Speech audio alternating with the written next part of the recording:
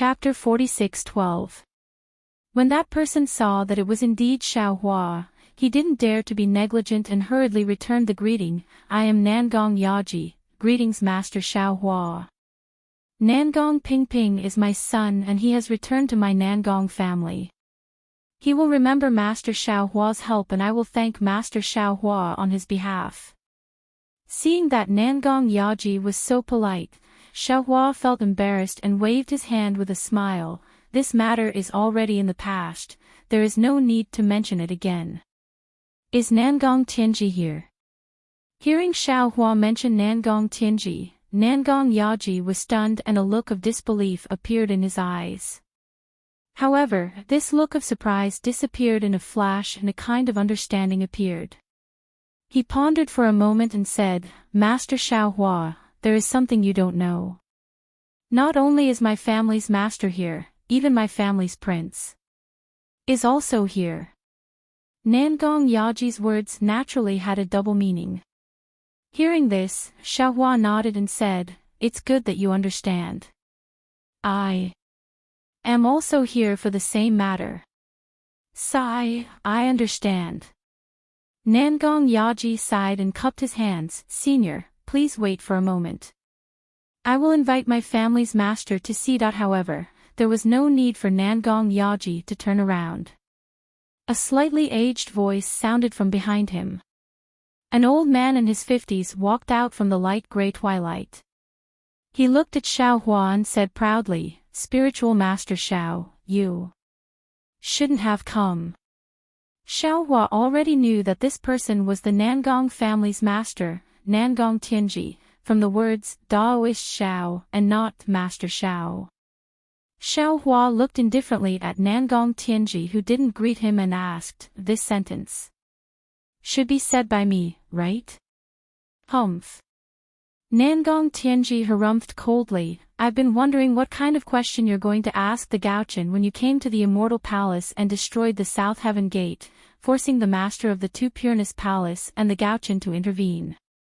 However, I, the Nangong family, even the 4 great families and the 100 schools of thought on the hidden immortal continent guessed many answers. However, no one expected that you wanted to ask about the whereabouts of the 9th princess. You should be honored. Xiao Hua said with a smile, you are the first to know. Nangong Tianji stood there like a mountain. It was as if he had merged with Chao Muya as he naturally exuded a domineering aura. He turned a deaf ear to Xiao Hua's reply and continued, since you know that my Nangong family is looking for the whereabouts of the 9th princess, you shouldn't have interfered. Or perhaps, you should have informed this old man beforehand.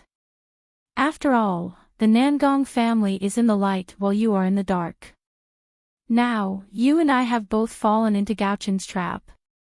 Not only you, but even my Nangong family is in a dilemma. Xiao Hua was also standing on the day and day cliff. His figure was like a gentle breeze, and under the bright light of dawn, he exuded an indescribable aura of confidence. Even his words were filled with the light of dawn. Did I tell you that the Nangong family wouldn't come to the day and day cliff? Even if we know that Morning Moo Cliff is part of the Gauchen scheme, Xan is right there. Will your Nangong family give up? I won't. Nangong Tianji replied firmly, but this old man can at least persuade you not to come. Where Xan is. Even if there are thousands of soldiers and horses, even if there are mountains of blades and seas of flames, I'm not afraid. Xiao Hua also said firmly. Damn it. Nangong Tianji didn't need to say anything. Nangong Jingyin had already charged out from behind him. Her resolute face was now somewhat twisted as she roared furiously, Xiao Hua. Do you know how much I love the 9th princess? As a level 9 Grand Ascension stage senior, you actually dare to fight with me over the 9th princess. You. How do you want me to face the mouths of the people in the world? Sigh. Xiao Hua also sighed. Looking at Nangong Jingyin, he thought of the fire Qilin in Ardent Fire Mountain. He raised his hand and pointed at Nangong Jingyin. Nangong Jingyin, don't put on an act in front of this Xiao. Axayan is only the 9th princess in your heart, not Axayan. You are only marrying Axayan for your position in the immortal palace and for the benefit of your Nangong family. Your so-called love is probably just your own wishful thinking.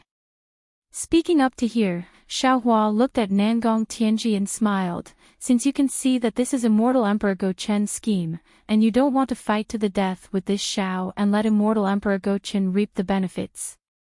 How about this, you and I work together and find the heaven punishment prison crystal that is imprisoning Axayan.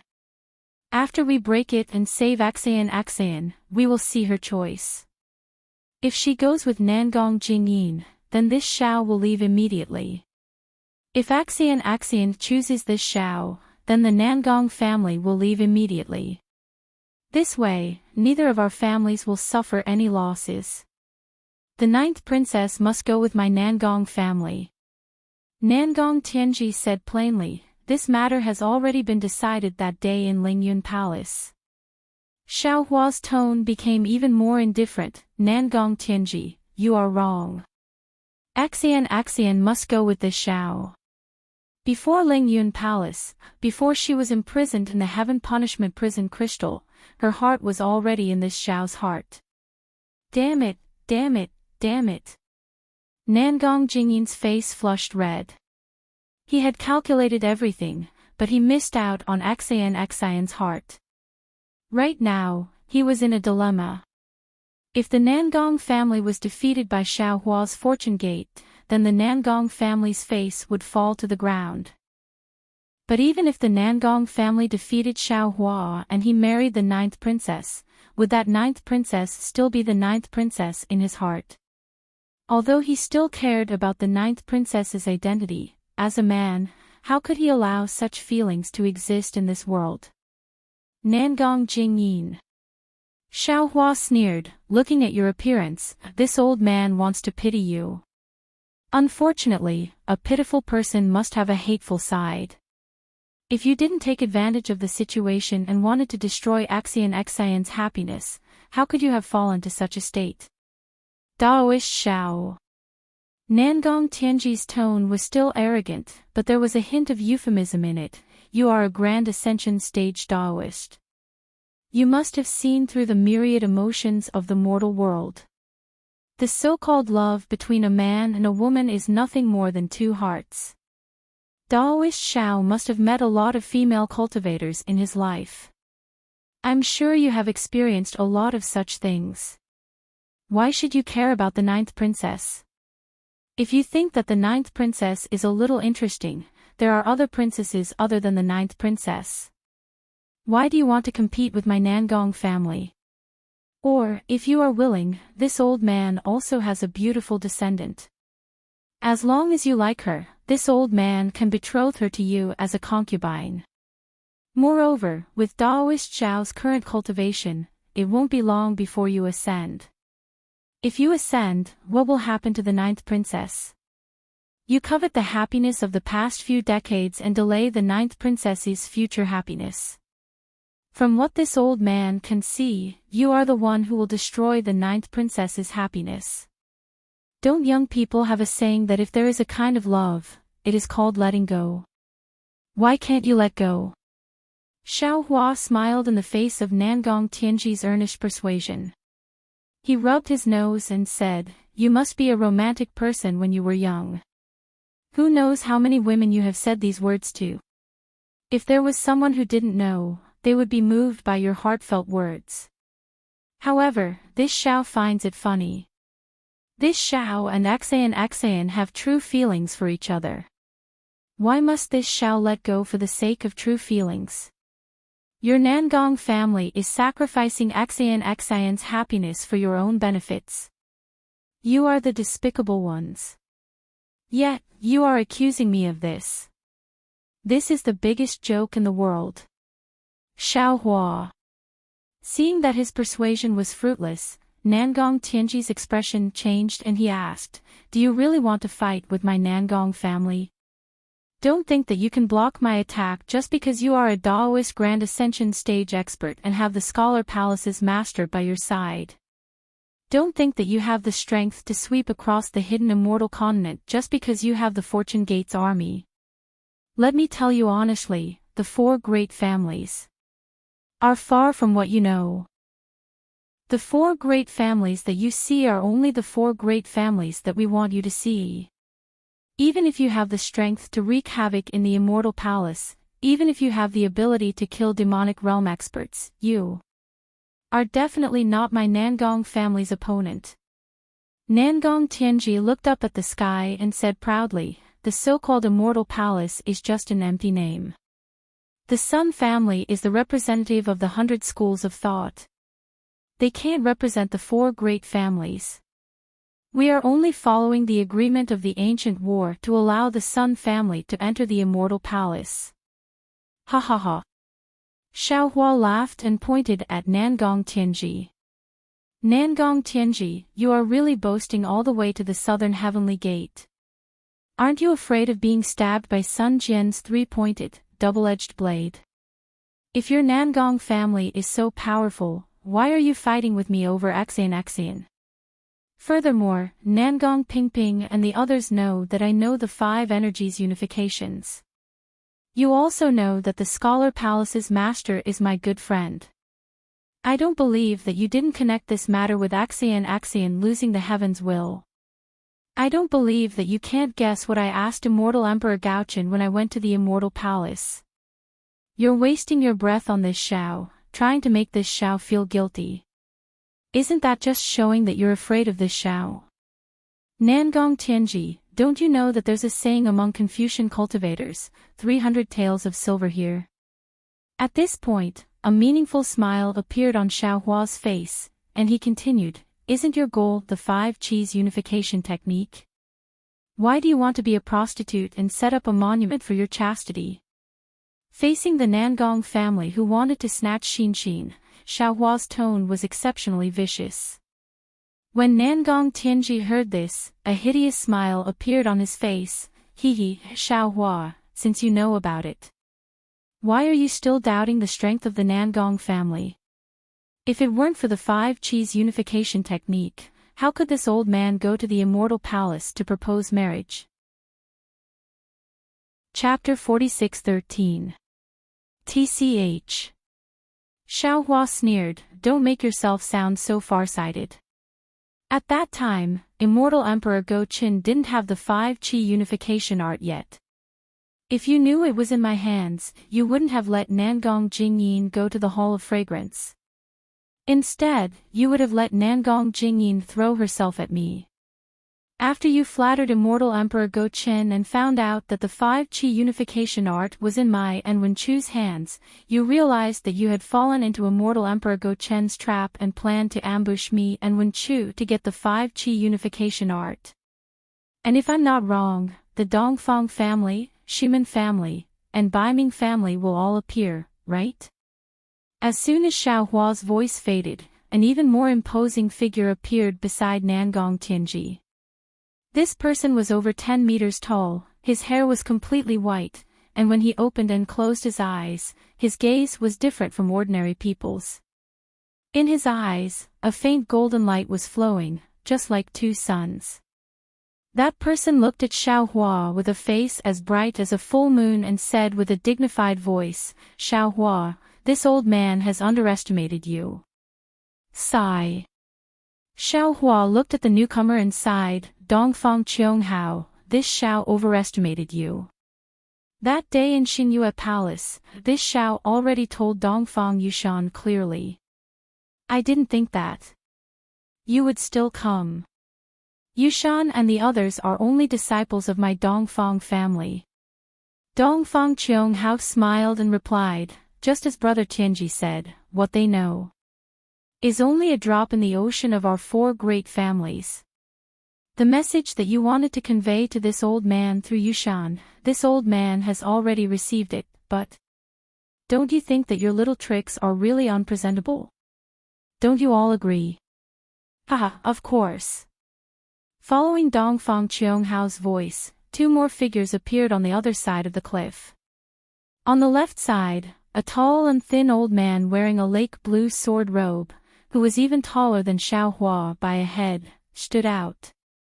This old man had a long and narrow face and a pair of silver-white eyes.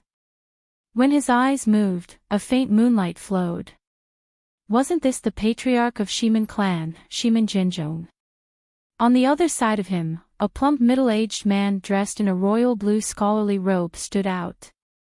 Although this man's face was big, his eyebrows were slightly smaller, giving him a delicate and pretty look. What was special was that this middle-aged man's arms were slightly longer, and the index fingers on his hands were even more slender. Wasn't this the Baiming family's clan head, Baiming Cho-ching? That's right. I didn't think that a grand ascension stage being like him would be able to see so far ahead. Baiming Cho-ching's voice was rather shrill. Similarly, Nangong Tianji did not speak for a long time. When the other three patriarchs stood still, he sighed again and asked, Xiaohua, could it be that you saw through this from the start? If that's the case, you're even more terrifying than the Grand Mist Ancestor. How could Xiaohua have thought so much before? However, when he saw how scheming Nangong Tianji was, he went along with what Nangong Tianji said. When he heard Nangong Tianji's sigh and the appearance of the three family heads, he was even more moved. He smiled and said, there are only a few ordinary people in the world who can become saints. No one is smarter than anyone else. The only thing that you and I have more than others is that we have more information. Xiaohua did not admit it, nor did he deny it. This allowed Nangong Tianji to confirm his judgment. He looked at Xiaohua and probed, so you're saying that you're already prepared to face the four patriarchs? Xiaohua rubbed his nose and revealed a mysterious smile. He replied, I believe that I've already done it. However, whether or not I can block it depends on the strength of the four patriarchs. Of course, if you want to give it a try, you can give the order now. And, if you've already made plans, you can also give the order to attack the soaring Dragon Mountain Range and Shao Country. You're thinking too much. Dongfang Qianghao sneered. The goal of the four patriarchs is the five Qis unification, not the Dao sects. The Shao Country and soaring Dragon Mountain Range's Fortune Gate are things that the Immortal Palace, 100 schools of philosophers, and even Vairocana Buddhists should consider. It has nothing to do with the four patriarchs. However, you have to be careful. Who knows, the Immortal Palace might have already sent their immortal army to attack the soaring Dragon Mountain Range. When you're defeated here and run back in panic, there will be no more lair for you to lick your wounds. After probing the situation, Xiaohua was relieved. He smiled and said, if the Immortal Palace attacks, that would be the best. First, this Xiao's plan will not be in vain. Second, this Xiao will have a falling out with the Immortal Palace. Xiaohua, you actually still have hope for that bastard Gaochen. Shimin Jinzhong couldn't help but persuade him again. Could it be that you didn't know why he sent the master of the Wenchu Palace to your side? See. When Shimin Jinzhong said that, Xiaohua couldn't help but suck in a breath of cold air. He didn't think that the four patriarchs would make a move. Naturally, he didn't think that Immortal Emperor Gaochen would send Wenchu to help him. He and Wenchu naively thought that Immortal Emperor Gaochen was thinking for Xian. However, now it seemed that Immortal Emperor Gaochen was sitting high up and had foresight. He sent Wenchu to the hidden immortal continent to help him.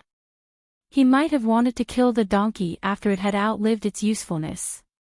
Damn it! Xiaohua cursed in his mind. However, he didn't admit it and simply said, Gaochen's thoughts are his business. Fellow Immortal Wenchu is my good friend. If I want to face the four patriarchs, he will definitely help. Dongfang Qianghao smiled and said, Daoist Xiao, the title of Lightning Master might not be comparable to the title of Dragon Master. The title of the Wenchu Palace Master can't buy someone's life. The four of us have been waiting for you for many days. Now that Brother Tianji has said so much, it's only to let you know the true colors of Gaochen. The Wenchu Palace Master gave him the 5 energy origin method, a pearl thrown into darkness. Ever since he stood on the sunset cliff, Wenchu's mind was no longer on the cliff. Instead, he looked up at the sky. His eyes were filled with confusion, sadness, sorrow, joy, and melancholy. All kinds of thoughts and emotions were born and extinguished like the wind and clouds. Since Wenchu was like this, Xiaohua was even more careful. He had said so much to Nangong Tianji, and at the same time, he was also stalling for time for Wenchu. He was very clear in his heart that it was already the crucial moment for Wenchu to break out of his cocoon and be reborn. If Wenchu missed this opportunity, who knew when he would truly become an adult? However, Xiaohua smiled wryly because Dongfang Qianghao and the others were staring at Wenchu. They clearly knew that Wenchu had the 5 energy origin method. Even though Wenchu ignored Dongfang Qianghao's words were meant for Wenchu, Xiaohua had no choice but to continue. This Xiao understands what you mean, and this Xiao has already told Nangong Tianji that the 5 Qis unification technique is here. As long as you and the other family heads of the 4 great families send out a document and hand it over to this Xiao after finding the Heaven's Punishment Prison Crystal, this Xiao will definitely hand over the 5 Qis unification technique to you. That way, we can solve this problem without bloodshed and won't fall into Immortal Emperor Gaochen's trap. After he finished speaking, Xiaohua stood with his hands behind his back and gazed at the sky just like Wenchu. At this moment, the light of dawn that enveloped the cliff Xiaohua was on started to change again, and it flashed towards the cliff the 4 great clans were on. After Xiaohua and Wenchu, the light gray twilight slowly rose again. As Xiaohua had expected, the 4 families' patriarchs also stood firm like boulders on the mountain cliff. They didn't discuss this through voice transmission. After the time it took to drink a cup of tea, Dongfang Qianghao spoke. Xiaohua, you've just taken over the fortune gate, so you don't know the hardships of our 4 families. That's why you're offering such conditions. Do you think that our 4 clans have been able to stand on the hidden immortal continent for so many years because of the so-called Confucian secret arts? No. Xiaohua withdrew his gaze and looked at Dongfang Qianghao. I know. The so-called face is more important than the 5 energy origin method in your eyes. I know that you won't agree, and Immortal Emperor Gaochen also knows that you won't agree. In my eyes, Xinxin's freedom, Xinxin's happiness, and love for Xinxin are all more important than the 5 Qis unification technique. You 4 clans know this, and Immortal Emperor Gaochen also knows this. Therefore, Dongfang Qianghao nodded and solemnly said, even if we know that this is Immortal Emperor Gaochen's plan and he knows that we will see through it, we still have to take action. This is fate. When the Nangong family proposed the marriage, this ending was already planted. Xiaohua nodded and said, I have already said this before. Shimin Jianzhong laughed and said loudly, you have said this before, but at that time, you only said it to Brother Tianji, not to the 4 clans. This old man is very interested. Xiaohua, even if you have more than 200,000 Fortune Gate soldiers, as well as the Scholar Palace's master and other 9th grade origin Qi realm cultivators helping you, why do you think you can withstand the combined might of our 4 families? This is something that even the Immortal Palace can't do. Just based on the so-called love in your heart. Xiaohua had been paying attention to Wenchu. At this time, the emotions in Wenchu's eyes had begun to stabilize.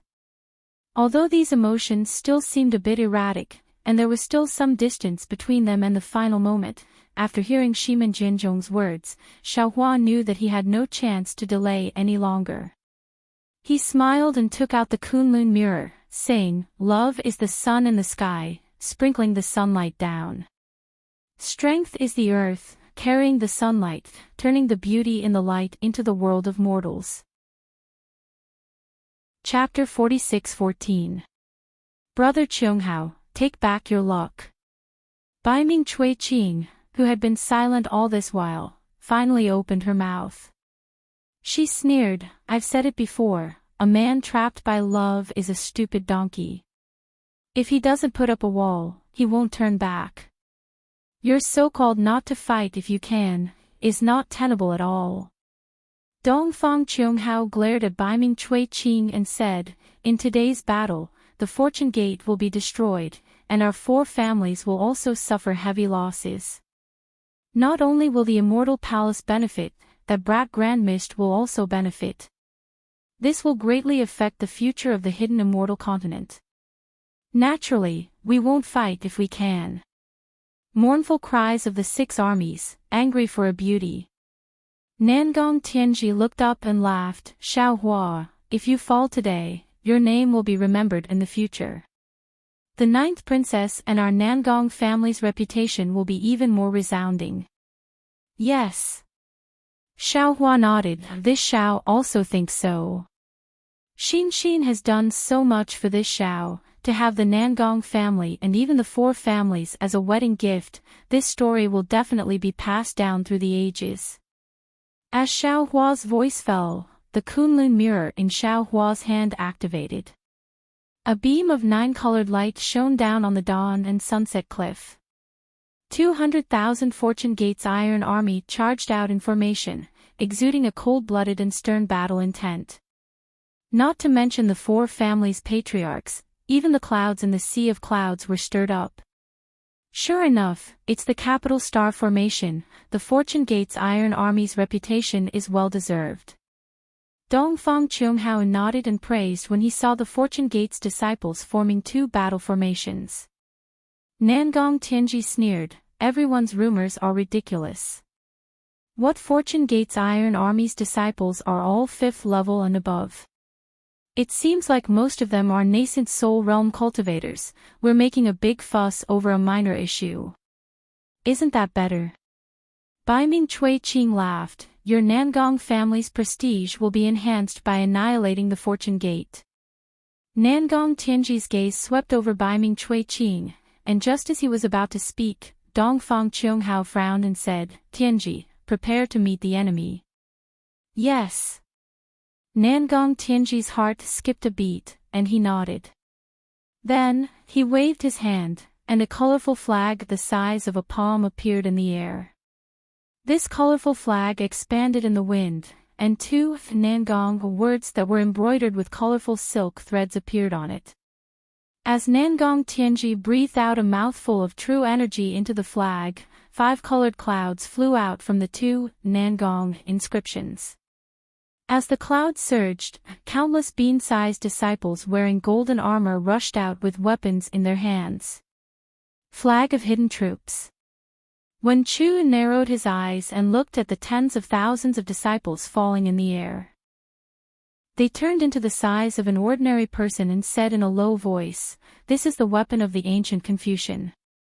I thought it had been lost in the hidden immortal continent. I didn't expect the 4 great families to still have it. Fellow Daoist. Xiaohua asked worriedly, how do you feel now? Battle spirit. When Chu's tone was as sharp as sword chi as he said, all the heartache, pity, and regret from before have now turned into battle intent. We'll only know the answer after this battle. That's strange. Xiaohua said curiously, you still don't know why this happened? It's like looking at flowers in the fog, fishing for the moon in the water. When Chu nodded and said with a smile, let's fight. We'll cross the bridge when we get there. All right. Xiaohua replied and looked out of Chamu Cliff again. At this time, the Nangong family's battle team had finished assembling. There were also 200,000 disciples wearing golden armor. Most of them were scholars, and their strength was about the same as the Fortune Gate's battle team. Similar to the Fortune Gate's formation, the 200,000 Nangong family disciples were also divided into a dozen or so smaller formations. In front of each formation, there was a disciple with Grandmaster or Martial Grandmaster Cultivation holding a colorful flag. As these disciples waved their flags, the 200,000 Nangong family disciples slapped their own heads and released their true chi. Wang, wang. Although the righteous chi in front of the sunset cliff had already dissipated, the several 100,000 Nangong family disciples activated their cultivation techniques, and a large amount of righteous chi poured down. Rays of light flashed, and inscriptions flowed, and a dozen golden chrysanthemums appeared in the air. These dozen chrysanthemums looked as if they were made by heaven. Every petal and every pattern was resplendent, and a powerful aura surged out. In the air above the Fortune Gates battle team, the air started to vibrate and flow violently. When autumn comes, 8th of the 9th month, when my flower blooms, 100 flowers will die. The incense bursts into the sky, and the entire city is covered in golden armor. The poetic words formed a killing intent that pounced towards the Fortune Gates disciples. The 200,000 Fortune Gates disciples in front of them were naturally not the 200,000 Fortune Gates disciples that had swept through the 1,000 demons' sacred grounds, nor were they the 200,000 Fortune Gates disciples that had fought against the devil race in the ancient ruins. However, among these 200,000 disciples, 10,000 of them were the Fortune Gates disciples that had swept through the 1,000 demons' sacred grounds. When they saw the Nangong family's disciples charging towards them, they had already given the order. The battle intent of the Heavenly Star formation soared to the sky as they faced the enemy head-on. Although the 400,000 disciples had yet to clash, the wind and clouds above the morning sky cliff had already changed. Layers of dark clouds formed in the sky, and tornadoes tore the dark clouds apart. A heavy pressure that could destroy a city gradually formed. The Fortune Gates disciples are indeed powerful. Nangong Tianji's face turned solemn as he said in a low voice, although they are not as miraculous as the legends say, they are evenly matched with my Nangong family's battle team. After this battle, Nangong Tianji stopped talking and didn't say anything else. Beside him, Baiming Cho Ching laughed loudly and said, "Brother Tianji, you are too stingy. Although today is a matter of our 4 great clans, it is also a good thing for your Jingyin. If you don't contribute, who will? However, seeing that our 4 great clans are one, how can my Baiming family stand idly by when the Nangong family is facing the enemy?" Zhu, Baiming Cho Ching roared and took out a bronze arrow from her waist. She threw it into the air and shouted, "Zhu, come out and meet the enemy." Boom! When the command arrow landed in the air, the blood-red clouds surged and the sound of war drums rang out from the command arrow. As the war drums rang out, the command arrow expanded rapidly. Groups of Baiming family disciples in light blue armor charged out from the command arrow with weapons in their hands. Garrison order. When Chu revealed the origin of the arrow and said with a smile, "It seems like the 4 great clans are also taking out their trump cards." The previous Hidden Troops flag and the current garrison order are both ancient military saint artifacts that have been lost since ancient times. I didn't expect them to appear together today. No wonder immortal Emperor Go Chen is worried about the 4 great clans. Chapter 46:15. Humph. Xiao Hua snorted and said indifferently, "It's just a temporary imperial artifact. How can it be compared to my Daoist artifact?" "You're right, fellow Daoist." When Chu nodded and said, "The garrison order, the troop concealing flag, the troop gathering drum, and the troop withdrawal gong are the 4 ancient imperial artifacts recorded in the history books of Confucian cultivators. If I'm not mistaken, they're all in the hands of the 4 great families." 200,000 disciples of the Baiming family flew out from the garrison order and formed a team. True energy and rosy clouds surged out from the disciples and condensed into a snowy plum blossom in the air. These 200,000 disciples of the Baiming family surrounded the other side of the Fortune Gates disciples under the command of their commander. The momentum was terrifying. Ha! Xiao Hua laughed loudly. He raised a finger and pointed at the Kunlun mirror, saying, "So, the four big families are really planning to destroy my fortune gate. It looks like this war will not end until one side is dead. Good, since that's the case, this old man will not hold back today and let you see the strength of my fortune gate's disciples." Boom boom boom. Several light pillars rushed out from the Kunlun mirror. Roar roar roar. Another team of Fortune Gate's disciples roared and rushed out from the Xinhua continent. This team of disciples was different from the previous ones.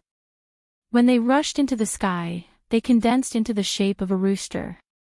It was the plentiful Sun Devil devouring immortal array. This. Baiming Cui Qing was stunned. He was not surprised that Xiao Hua could take out more disciples, but the immortal array formed by these disciples. This plentiful Sun Devil devouring immortal array was Yang.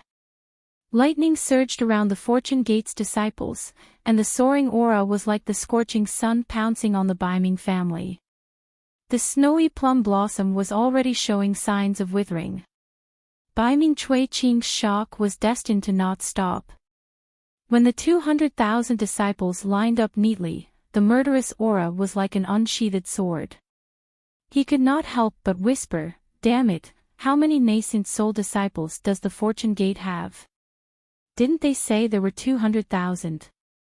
How come there are 400,000 now? Are my eyes playing tricks on me?" Shimin Jinzhong sneered.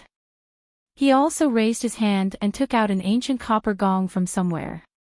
The copper gong was engraved with many armor inscriptions. These armor inscriptions glowed like silver orchids. Shimin Jinzhong didn't say anything. He flicked his middle finger and hit the gong. Bang! A soft sound was heard. The inscriptions on the gong began to move along with the sound of the gong. Rays of light gushed out from the surface of the gong and the inscriptions jumped down like fleas.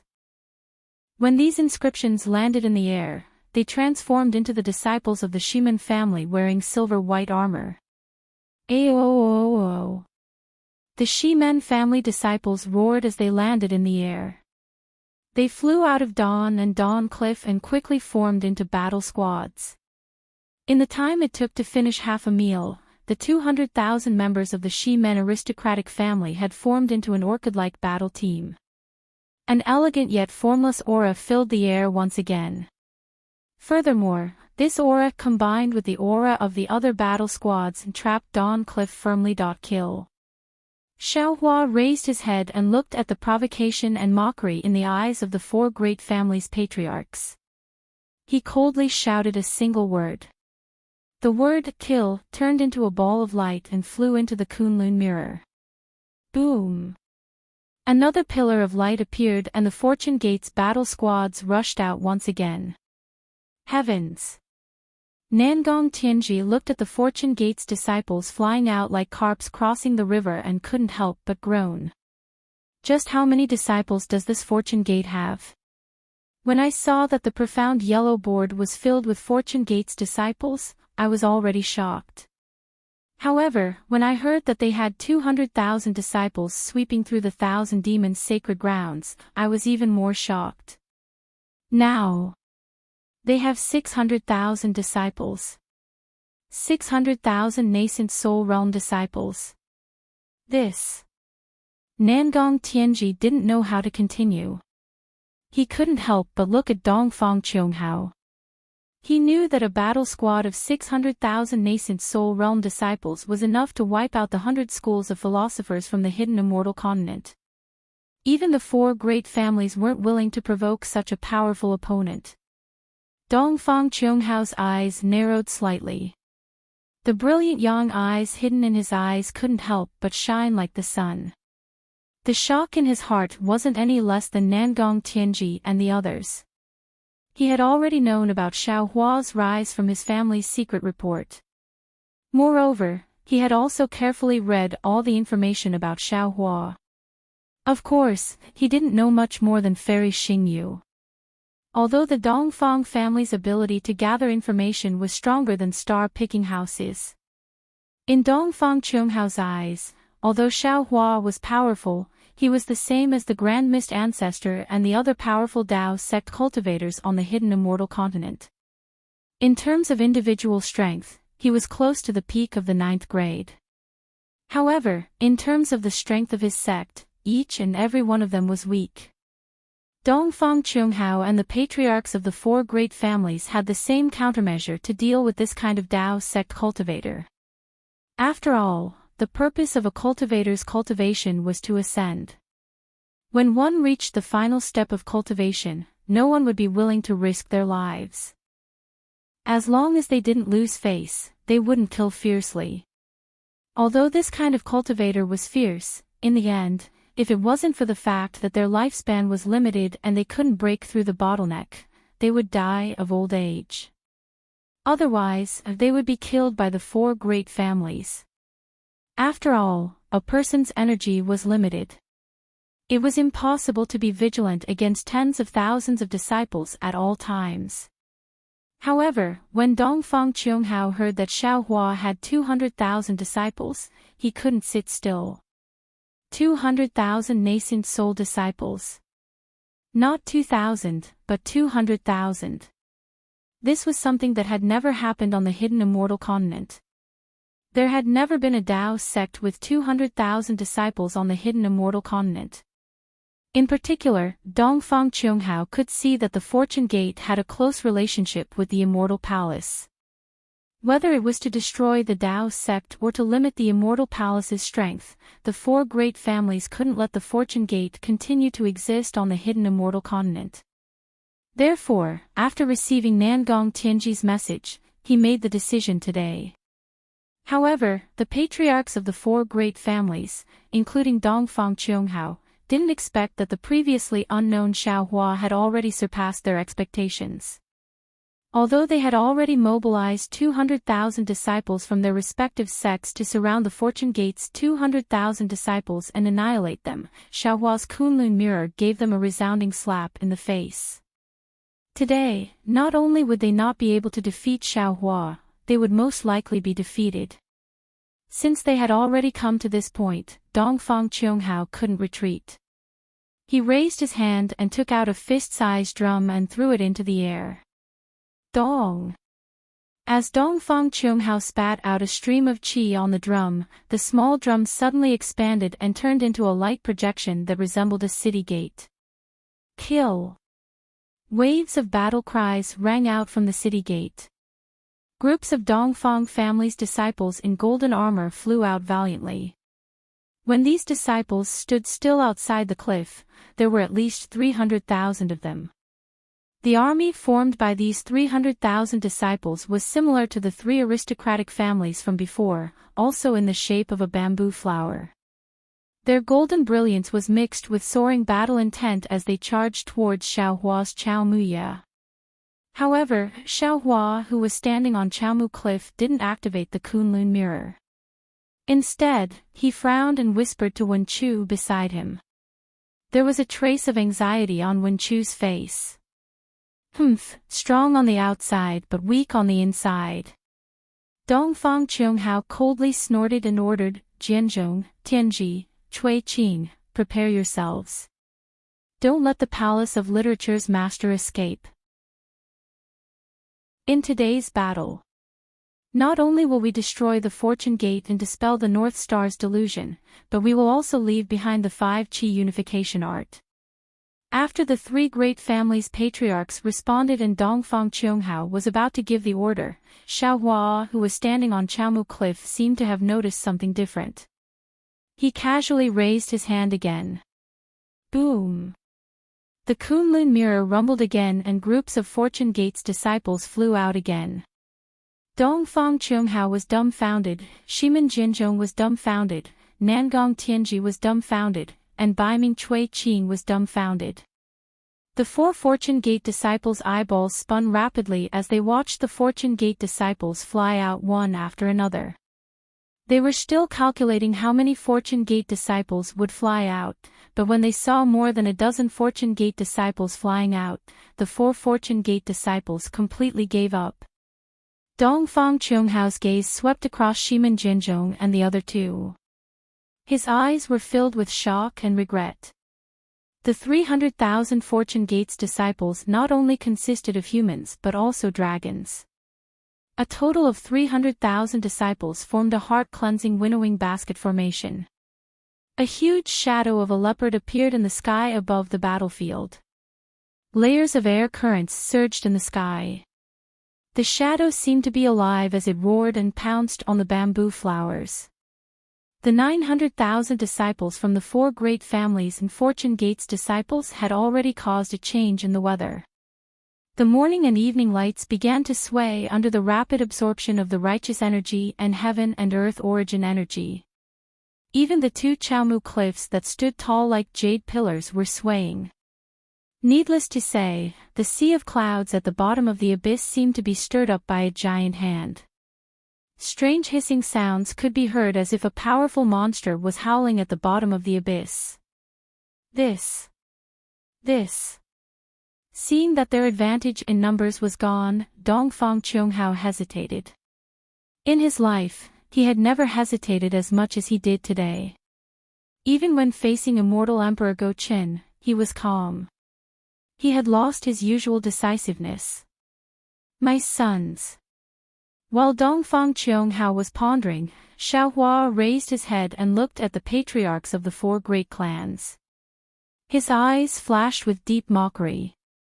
Xiaohua raised his hand again and shouted, "The immortal palace has been shaken by your might after you all cleared the Confucian cultivators' Xianhuang list.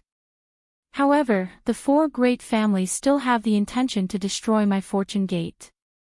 Today, you even set up a battle formation at the Chaomu Cliffs to kill my Fortune Gate. Everyone, listen to my command. If people don't offend me, I won't offend them. If people offend me, I will definitely retaliate. Kill." Chapter 46:16. Kill. Kill. Kill. Kill. The 4 battle teams shouted the word "kill" repeatedly. Every time they shouted, the morale of the Fortune Gate disciples rose by a notch. After the 4th shout, the 900,000 Fortune Gate disciples' morale soared. The 4 battle teams charged towards the 4 families' battle teams. Dongfang Cheonghao was filled with regret, but he didn't have time to say anything. He raised his hand and tapped on the drum, causing it to soar into the sky again. Dong dong dong. The sound of the drum resounded through the sky. Kill. Following Dongfang Cheonghao's command, the 4 flowers moved, emitting a dazzling light as they pounced on the Fortune Gate's disciples in the form of rabbits, golden crows, leopards, and roosters. As soon as the 2 sides' disciples came into contact with each other, a thunderous boom rang out, and light and clouds splashed in all directions. Xiaohua glanced at Wen Chu and said, "Fellow immortal, earlier, the 200,000 Fortune Gate's disciples swept through the 1,000 Beasts' sacred grounds, several hundred high-grade disciples cleaned up the mysterious Yellow List, and the soaring Dragon Mountain Ranges Shao country established their country were all to intimidate ordinary Confucian cultivators, so that they wouldn't dare to underestimate our Fortune Gate's disciples. Today, our 900,000 Fortune Gate's disciples are fighting against the 4 families. This is the time for our Fortune Gate to establish our might on the hidden immortal mainland. After this battle, our Fortune Gate will be like the scorching noon sun, shining with invincible brilliance and looking down on the 3 continents." Sigh. Wen Chu also felt pity at this time. Looking at the 2 sides fighting, there were already people screaming and falling into the abyss. He said, "I still underestimated the human heart and humanity. I really didn't expect that there would be such a big battle today.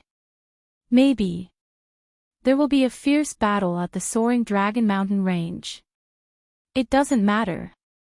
Xiaohua smiled faintly and said, "Even if there is a fierce battle, 100,000 disciples and fellow immortal foe are enough. I don't believe that the four families have the strength to spare to attack the soaring Dragon Mountain range. Wen Chu nodded and said, their goal is the 5-Chi unification technique, so there shouldn't be any problems. Fellow immortals, it's time to come out and meet the four most ancient families on the hidden immortal mainland. Xiaohua raised his hand and pointed at the Kunlun mirror. The lightning Taoist and celestial being flew out of the light pillar. Xiaohua smiled and said, I'm afraid these two fellow immortals won't be able to hide from the eyes and ears of the four families. Greetings, fellow Taoist. The Thunderbolt Reverend and the Celestial landed in midair. However, they instantly understood the current situation of the battle. The Thunderbolt Reverend and the Celestial cupped their hands and bowed. This poor Taoist truly did not expect that the four great clans would actually want to attack first. After Xiaohua and Wen Chu returned the greeting, they smiled and said, I'll have to trouble the two of you again today. Daring to have designs on my fortune gate, daring to disturb I's cultivation, all of them deserve to die. The celestial being spat viciously, may I know which one friend wants me to kill? Let's go, we'll go take a look. We'll kill whoever suits our tastes. Xiaohua smiled and flew out of Chao Muya. Seeing Xiaohua and the other three flying out, the patriarchs of the four great families also flew out on clouds. However, right after the four of them flew out, more than 10 white-haired old men also flew out. These old men were dressed differently, following behind different patriarchs. Obviously, they belonged to different families. A 9th grade origin energy literature saint. Xiaohua exclaimed in shock when he saw these old men. Is there really a literature saint with strength comparable to a literature star in this world? Wen Chu didn't find it strange at all. He said indifferently, the true cultivation system of us Confucian cultivators is to refine essence into qi, refine qi into spirit, refine spirit into the void, and refine the void into the heavens. The so-called scholar,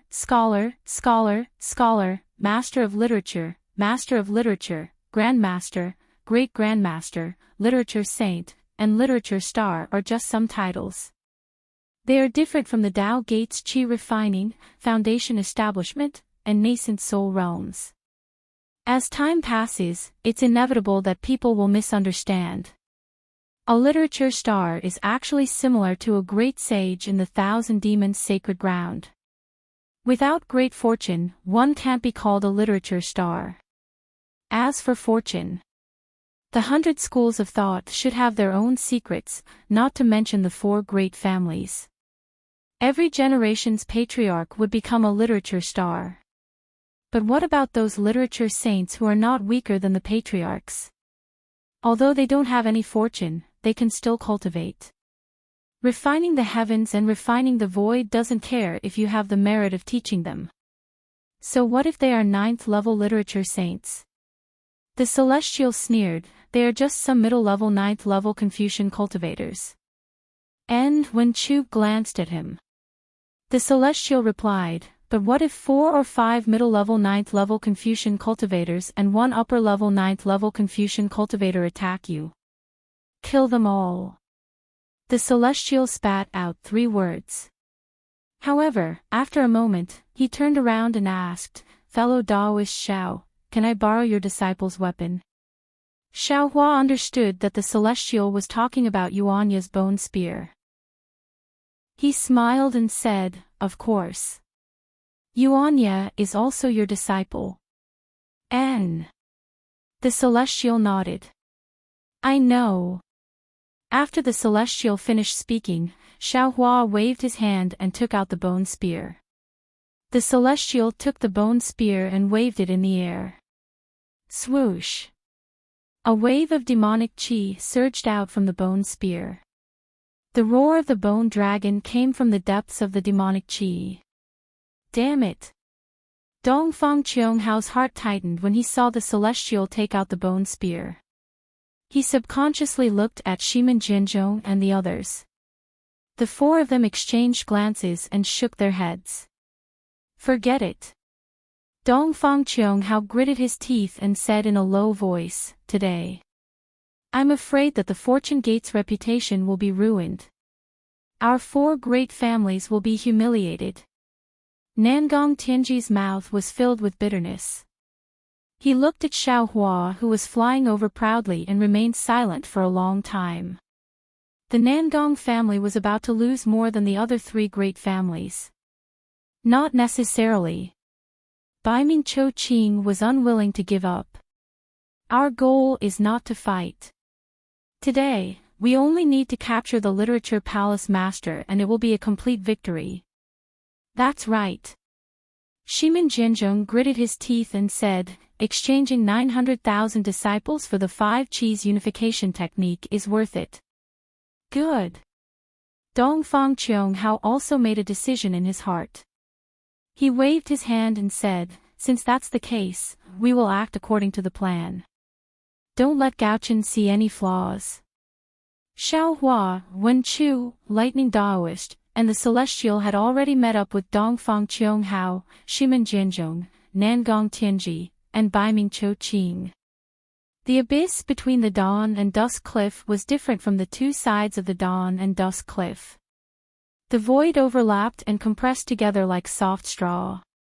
Strands of black and white clouds with the aura of the stars and moon wandered freely in this unstable space. The wind in the sky was more biting cold than ordinary space. Wherever the wind blades landed, even the rocks would be cut open. Xiaohua and the others' divine senses were not obstructed at this high altitude. When their divine senses swept through the space, they could even create layers of ripples. More than 20 supreme cultivators of hidden immortal continent had already spread out, standing high up in the sky. Their expressions were like water. Sounds of fighting, screams, and the sound of magical treasures and imperial tools colliding with each other faintly came from under everyone's feet. Kill. It seemed that they had already said too much.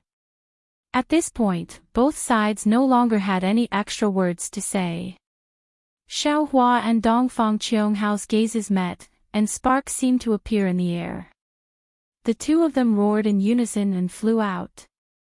However, Dongfang Qianghao glanced at Xiaohua coldly. His figure flashed, and in a flash, he passed by Xiaohua and pounced on Wen Chu.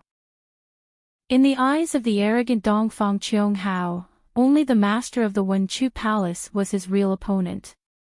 As for Xiaohua, he could only leave it to Nangong Tianji.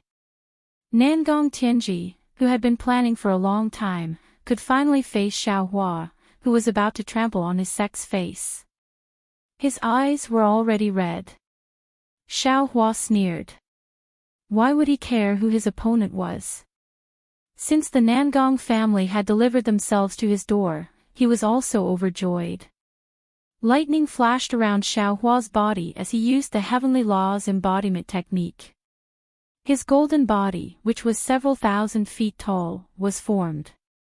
He immediately clenched his right fist and smashed it towards Nangong Tianji. Nangong Tianji didn't show any signs of weakness. When he saw Xiaohua activating his avatar, he also opened his mouth. Roar!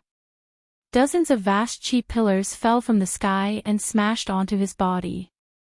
Nangong Tianji also activated his avatar and chased after Xiaohua. The few Wen saints behind Nangong Tianji were also arrogant.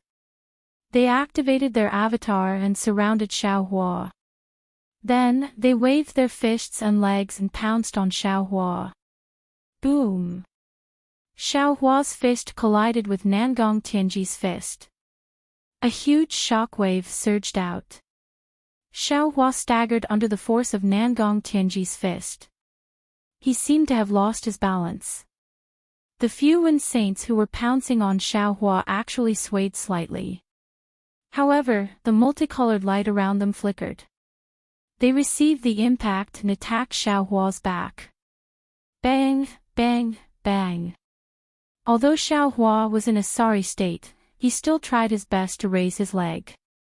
With a flash of golden light, an illusory figure appeared like a wave and kicked the bodies of the Wen saints. When the Wen saints saw that Xiaohua's fists and legs were not a match for Nangong Tianji, they sneered in their hearts. They waved their fists and legs towards Xiaohua. Bang, bang, bang. Several gusts of wind rose again. Xiaohua's golden body was sent flying in the air by the two Wen saints. However, the two Wen saints' avatars did not have any special changes. Following Xiaohua's retreat, the other Wen saints had already arrived.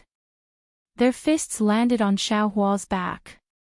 With a flash of golden light on Xiaohua's back, a powerful rebounding force rushed out. The two Wen saints actually staggered. However, the radiance on Xiaohua's back did not even dim in the slightest. Seeing that Xiaohua's fists and legs were ordinary, but his golden body was indeed extremely powerful, Nangong Tianji sucked in a breath of cold air. He knew that he might not be able to gain the upper hand in a physical fight. Thus, he raised his hand and slapped his own head. Boom! A mottled five-colored true qi surged out. Similarly, the Wen saints did not dare to fight Xiaohua head-on. They also raised their hands and slapped their own heads. Several streams of four-colored true qi gushed out and transformed into several large hands that fell down. Oh my! The four great families indeed live up to their reputation. Although Nangong Tianji's five-colored large hands were somewhat impure, the large hands that were formed were as hard as jade. They were even more powerful than Wen Chu's five-colored large hands. Xiaohua could not help but praise this true qi transformation technique. I'm afraid that there are very few people in the world who can compare to it. Chapter 46:17. Several large hands fell down, tearing the void apart. The power of space firmly confined Xiaohua within a few dozen miles. Not to mention escaping, even the wind had to stop. This spatial energy was completely controlled by the Nangong family's Wen sages and Wen Chu, who were at the 9th grade of essence energy. Good, watch this Xiao's move. Xiaohua was not afraid at all. He roared and slapped his head. Boom, boom, boom. Several thunderous roars rang out, and lightning spewed out like a tidal wave. It condensed into a giant lightning hand in the air and grabbed at the five-colored giant hands. Gotcha! Swoosh! Under Xiaohua's thunderous giant hand, the Nangong family's giant hands all stopped. The true energy and inscriptions that were previously flowing like flood dragons were now as stiff as dead snakes. No matter how hard Nangong Tianji and the others tried to activate them, they still couldn't do as they wished. A kind of deathly aura that was like autumn frost directly passed through the giant hands and spread towards everyone's bodies. Damn it! Nangong Tianji roared. He opened his mouth, and a mouthful of true qi fell into the giant hands. At the same time, several Wen saints followed suit and spat out their true qi. As their true qi fell into the giant hands expanded and clashed with Xiaohua's lightning hand. The lightning was like a flood dragon, crazily pouncing on the giant hands, while the true qi was like a dragon, fiercely counterattacking. The battle between the Nangong families Wen Chu had already affected the surrounding several hundred li. When Xiaohua and Nangong Tianji made their move, they had already flown up carefully, trying their best not to affect the disciples under them. However, the spatial storm still came crashing down like waves, and thousands of disciples were swept into it. Whether it was the capital Heavenly Star Formation or the Nangong family's battle formation, they were all messed up. Some disciples were even accidentally thrown into the abyss. The Fortune Gate's disciples were better off. After all, some of them had experienced the battle between humans and devils, and they often used some methods to train their disciples. These methods were all stored in the Fortune Gate's training grounds on the Xinhua continent. Of course, these training grounds were built by the Lightning Daoist himself. On the Xinhua continent, the Lightning Daoist and Jade Archive Xiaohua were close to gods. They could do a lot for the Fortune Gates disciples, and many of them were close to the laws of heaven and earth. Therefore, the Fortune Gates method of training disciples was far superior to the four big families. This was also the reason why the Xinhua continent was able to produce an unstoppable army. What's more, the disciples that the four great clans brought out were mostly their hidden strength. Not to mention that there weren't many soldiers in the hidden immortal continent, there were very few large-scale battles. These disciples themselves had even less experience in battles. This battle highlighted one of the Fortune Gates disciples' strengths, and that was their ability to survive in a battle between two extremely powerful masters. The Fortune Gates disciples split into groups of 3 to 5, supporting each other as they tried to escape from the storm's range. Even if they couldn't escape, they remained calm, waiting for an opportunity to escape as their bodies plummeted to the ground. There were even some who were even bolder and actually used the spatial storm to attack the disciples of the four great clans.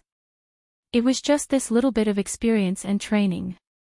After the spatial storm, the disciples of the four great clans had already lost quite a few. Nangong Tianji and the others naturally didn't care about the lives of the disciples within several hundred li of them. Not only did the five-colored giant hand tear the space apart, even the faintly discernible earth, fire, wind, lightning, and other auras in the sky were torn apart. It was as if the sky was collapsing, and the entire space smashed towards Xiaohua.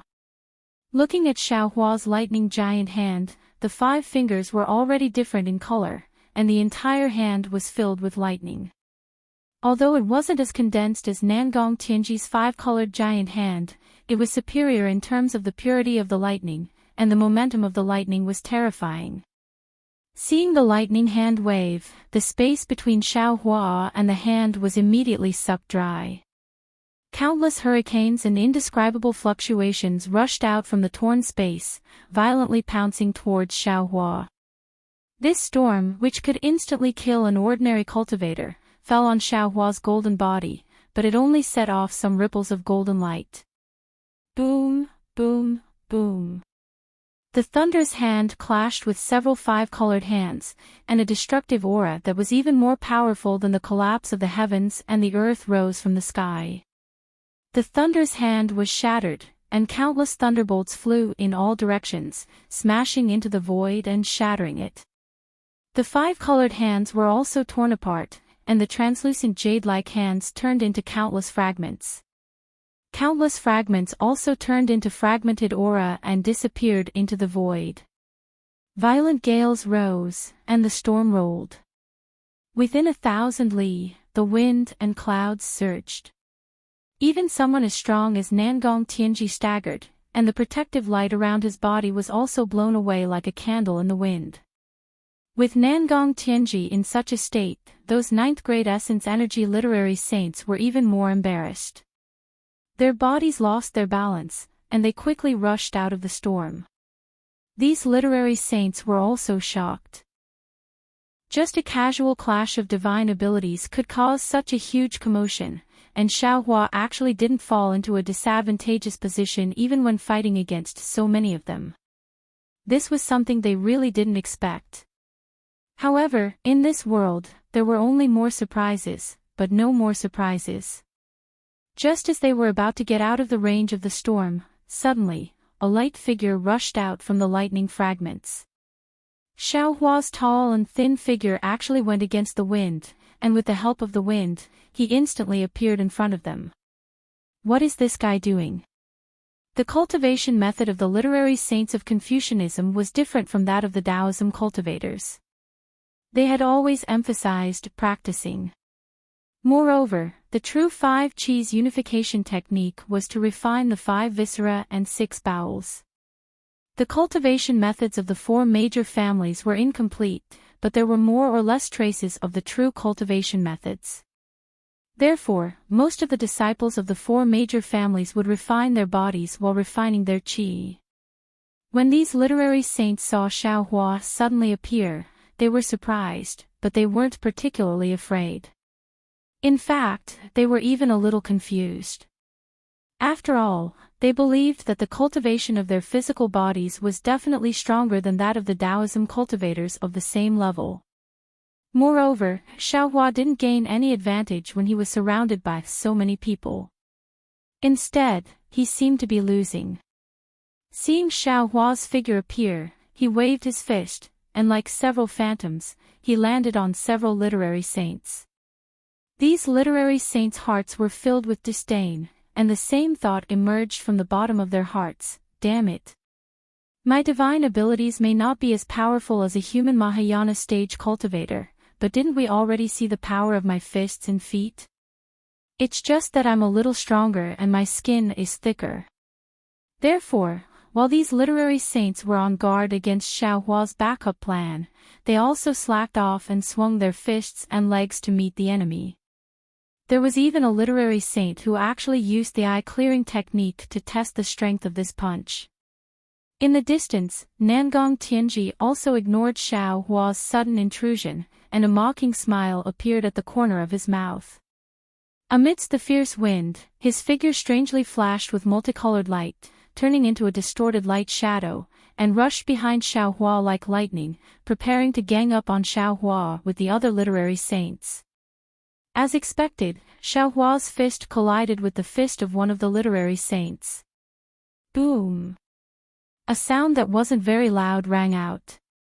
Wen Sheng, who had a smile on his face, suddenly had a change in expression the instant his fist came into contact with Xiaohua's fist.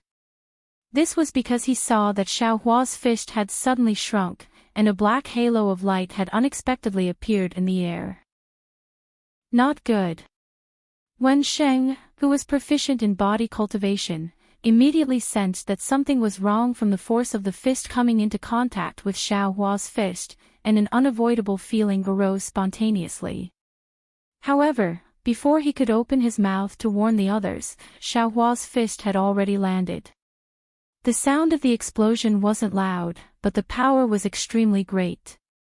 Nangong Tianji and the others could see that the literary saint's sub-body, starting from the fist, followed by his arm, all the way until half of his sub-body collapsed with a loud bang, and countless inscriptions were annihilated in the collapse. In this collapse, the noble qi turned into a vortex, and pieces of flesh and blood burst out at the same time. On the side of the collapsed sub-body and physical body of the literary saint, more than 10 layers of space appeared, and the flesh and blood of the literary saint were swallowed by the void, and could no longer be recovered. Damn it! Seeing the power of Xiaohua's fist, Nangong Tianji cursed inwardly. He realized that Xiaohua's previous move was just a tactic to lure the enemy.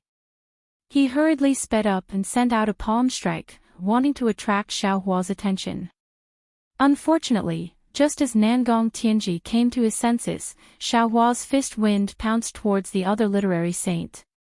That literary saint had long been scared witless after seeing the power of Xiaohua's fist. He didn't dare to take Xiaohua's fist head-on, and tried to move his body to dodge. It was also at this moment, woo! The sound of the wind rose again, and under the body of the literary saint, Xiaohua's leg stretched out from the void, and kicked the waist of the literary saint. The strength of a leg has always surpassed the wind of a fist. When Xiaohua's leg landed, the sub-body of the literary saint collapsed bit by bit, and an oval-shaped black hole fell into the body of the literary saint. Ah! The literary saint screamed miserably, and a bloody light appeared at the collapsed area again. His sub-body rapidly shrank, and his physical body was almost cut in half. At the same time that Xiaohua succeeded in killing the second literary saint, Nangong Tianji's palm also arrived. Contrary to Nangong Tianji's expectations, Xiaohua didn't dodge at all. Seeing Xiaohua so confident, Nangong Tianji suddenly thought of the situation when Xiaohua was hit by the two literary saints, and he couldn't help but feel that things were not good. Paw!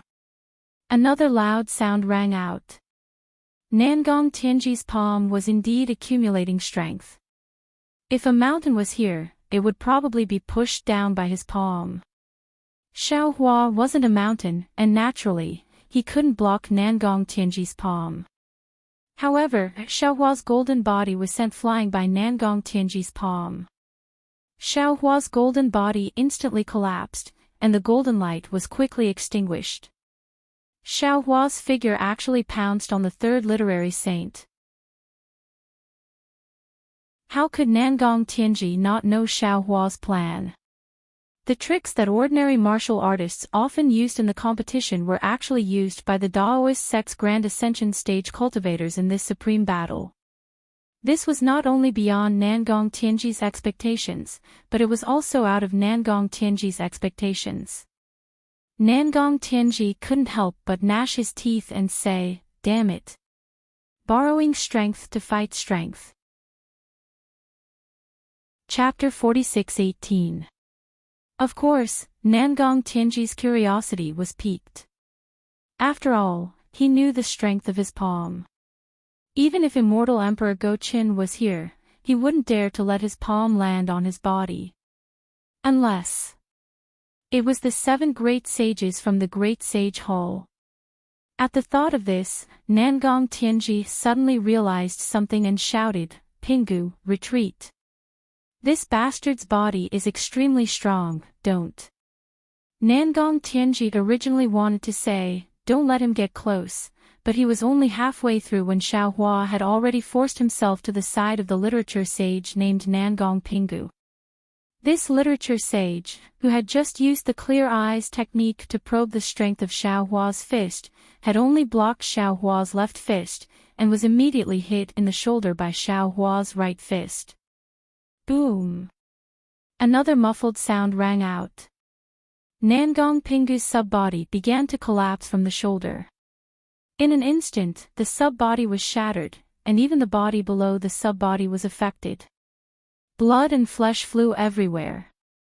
However, Nangong Pingu, who was about to faint from the pain, stared at Xiaohua, who was soaring into the sky. His eyes were filled with confusion. This was because he could clearly see that the fish that was about to strike his heart had swerved slightly and was now aiming for his shoulder. The fact that he hadn't been killed on the spot wasn't because he was lucky, nor was it because he had managed to evade in time. Instead, it was because this Grand Ascension stage Daoist was holding back. Seeing the 3 9th grade sage of origin energy being killed or injured by Xiaohua in just a few rounds, Nangong Tianji's heart ached as if it was being stabbed by a knife. He knew very well in his heart, which of those Confucian cultivators who were able to cultivate to the 9th grade of origin energy did not possess supreme skills. Although these Great Sage Halls Great Sage Halls Great Sage Hall were not Great Sage Halls Great Sage Halls Great Sage Hall. Even if they were facing immortal Emperor Go Qin, they wouldn't be injured in just a few rounds. This was also the reason why he, as the patriarch of the 4 great clans, was not worried about letting these 9th grade Great Sage Halls Great Sage Hall fight. However, Nangong Tianji didn't expect Xiaohua's Great Sage Hall's Great Sage Hall to be able to flatten a mountain with a single punch. As a result, these 3 9th grade literary saints were killed and injured by Xiaohua before they could even use the true divine arts of the Confucian cultivators. This purely physical injury was even more severe than Daoist magic power. Even though Xiaohua didn't take Nangong Pingu's life today, it would be difficult for this 9th grade essence force literary sage to advance his cultivation in the future. Even one's lifespan would be affected. Xiaohua, this old man will not rest until you die. Nangong Tianji's eyes almost popped out of their sockets. He roared as he raised his hand and slapped the top of his head again. Rumbling sounds could be heard from Nangong Tianji's body. Ripples of space surged out from his body. Sharp, bird-like whistling sounds could be heard from the top of his head. Xiaohua originally wanted to continue chasing after the 2 remaining saints of literature, but when he saw the white hair of the 2 saints of literature running away and Nangong Tianji challenging them, he stopped in the air and turned around coldly. He looked at the rapidly swaying earth, fire, wind, and thunder in the sky and laughed. Won't stop until one of us dies. What a joke. Nangong Tianji, you're thinking too much. You don't have the qualifications to fight with me until one of us dies. When Nangong Tianji heard Xiaohua's words, even though he knew that Xiaohua was trying to provoke him, he was still so angry that his lungs were about to explode. Pooh! Nangong Tianji roared angrily. He opened his mouth again, and a five-colored pillar of air shot out from his mouth. It shot straight up into the sky and pierced into the earth, fire, wind, and thunder. Boom! The earth, fire, wind, and thunder let out a loud explosion. Countless wind and thunder fell into the five-colored pillar of light like a heavenly river bursting through a dam. At this moment, above Nangong Tiansun's head, a similar pillar of energy shot out. This pillar of energy wasn't five-colored, but golden. Hundreds of millions of inscriptions surged out like golden chrysanthemums, enveloping the surrounding several hundred miles. The golden chrysanthemums were like a vast river. Wherever the earth, fire, wind, and lightning fell, all of the golden chrysanthemums transformed. Under the cover of the river, the space was completely locked down. All of the noble energy and the world's origin energy melted away. Even within Xiaohua's divine sense, the five elements of heaven and earth began to change. Faint rays of light began to shoot out in all directions, swaying in all directions within the space. Nangong Tianji laughed sinisterly. He watched as Xiaohua's golden body was covered by countless tiny rays of light. It was as if he had fallen into a net. He shouted proudly, "Xiaohua, today this old man will let you see what the true noble Qi River is." As Nangong Tianji's voice fell, the earth, fire, wind, and thunder in the sky turned into aurora magnetism through the golden chrysanthemum. Under the aurora magnetism, the space within 1,000 miles was filled with dazzling sparks. The entire space was filled with strange laws. Under this strange light, Xiaohua's face also revealed a strange smile. The righteous spirit river of Confucian cultivators had always been a divine ability that Xiaohua highly praised. Under the righteous spirit river, the righteous spirit would envelop the space, and any evil force would be destroyed by this righteous spirit. However, although Nangong Tianji's noble Qi River was several times stronger than an ordinary noble Qi River, even someone as strong as Xiaohua could feel the sharpness of the aurora magnetism. Xiaohua didn't doubt that if this river-like aurora magnetism fell, his golden body would definitely be riddled with holes. Even his nascent soul might not be able to escape the fate of being killed. It could be said that the noble Qi River was the true nemesis of Taoism cultivators. Unfortunately, Nangong Tianji met Xiaohua. Seeing the smile on Xiaohua's face, which contained a thick sense of ridicule, Nangong Tianji's heart thumped. He couldn't help but look into the distance. Just as Nangong Tianji felt that something was wrong, Xiaohua opened his mouth. Pooh! With a sound, the spirit-slaying sword gourd spat out from his mouth. Xiaohua raised his hand and pointed, and a thick crystal light fell into the sword gourd. Buzz buzz buzz. The sword gourd vibrated, and the spirit-slaying sword gourd soared into the sky. When the river-like aurora magnetism came into contact with the spirit-slaying sword gourd, it immediately seemed as if it had seen a long-lost relative. It rushed in without a care for its own safety, and had long forgotten Nangong Tianji's hospitality. This is... Nangong Tianji didn't expect that Xiaohua would be able to destroy the noble spirit river that he was so proud of with just a single magical treasure. Furthermore, the vast and mighty aurora magnetism didn't listen to his command at all. It gathered into two thick beams of light and went against the current, pouncing towards him like a huge dragon. Damn it! Nangong Tianji was shocked. The chrysanthemum and snowflakes above his head immediately retracted, and turned into a golden chrysanthemum cloud to protect him. Roar! At this moment, Dongfang Qionghao's roar sounded in the distant sky. Nangong Tianji was overjoyed. His figure flashed, and he teleported towards that direction. Want to leave? Xiao Hua sneered. He waved his right hand again, and a ray of golden light flashed in the sky like a pair of scissors. It immediately slashed across Dongfang Qionghao's illusory figure. Swoosh! The illusory figure that had already turned into a distorted light was actually cut off by the soaring dragon scissors. The right leg of the illusory figure was cut off. Boom boom.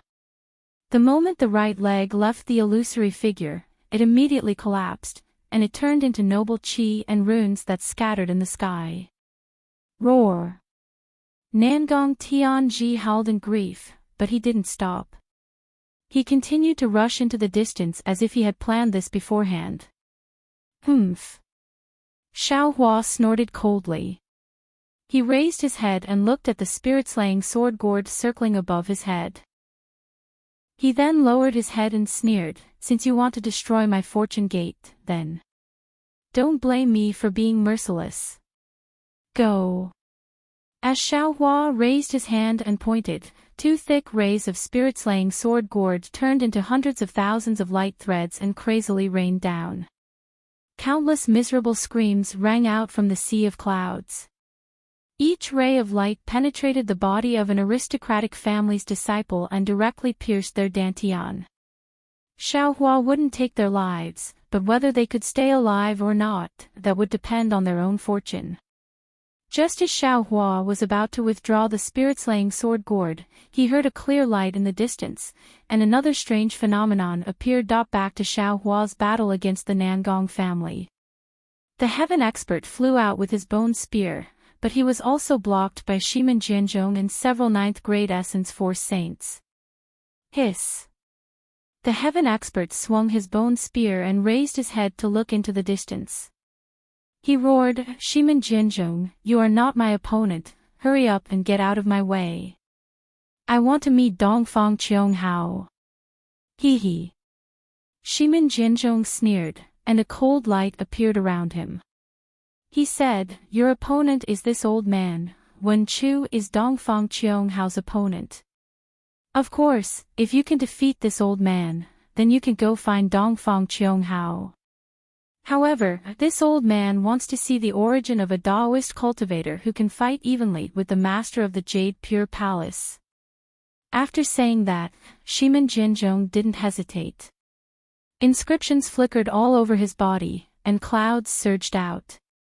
Thick awe-inspiring qi penetrated through the fragile void and fell on his body. Boom boom boom. Shimin Jianzhong's body trembled, and layers of sword light bloomed like flowers. Every layer of sword light was accompanied by a sword intent. It was either life and death, or austere, or bloody. This sword intent enveloped an area of several hundred li in just a moment. As this sword intent surged out, the bodies of the several saints of literature also glowed with sword light. Not to mention that their limbs were as sharp as flying swords, even the gaze in their eyes was like a sword. "Ha, so it's a sword cultivator." The heaven expert laughed and shouted, "It's not like this old man hasn't fought with sword cultivators before. Come, fight with this old man for 300 rounds. As he spoke, the heaven expert's body swayed, and the bloodlight on the bone spear surged. A pitch-black demonic dragon emerged from the bone spear, roaring and pouncing towards Shimin Jianzhong.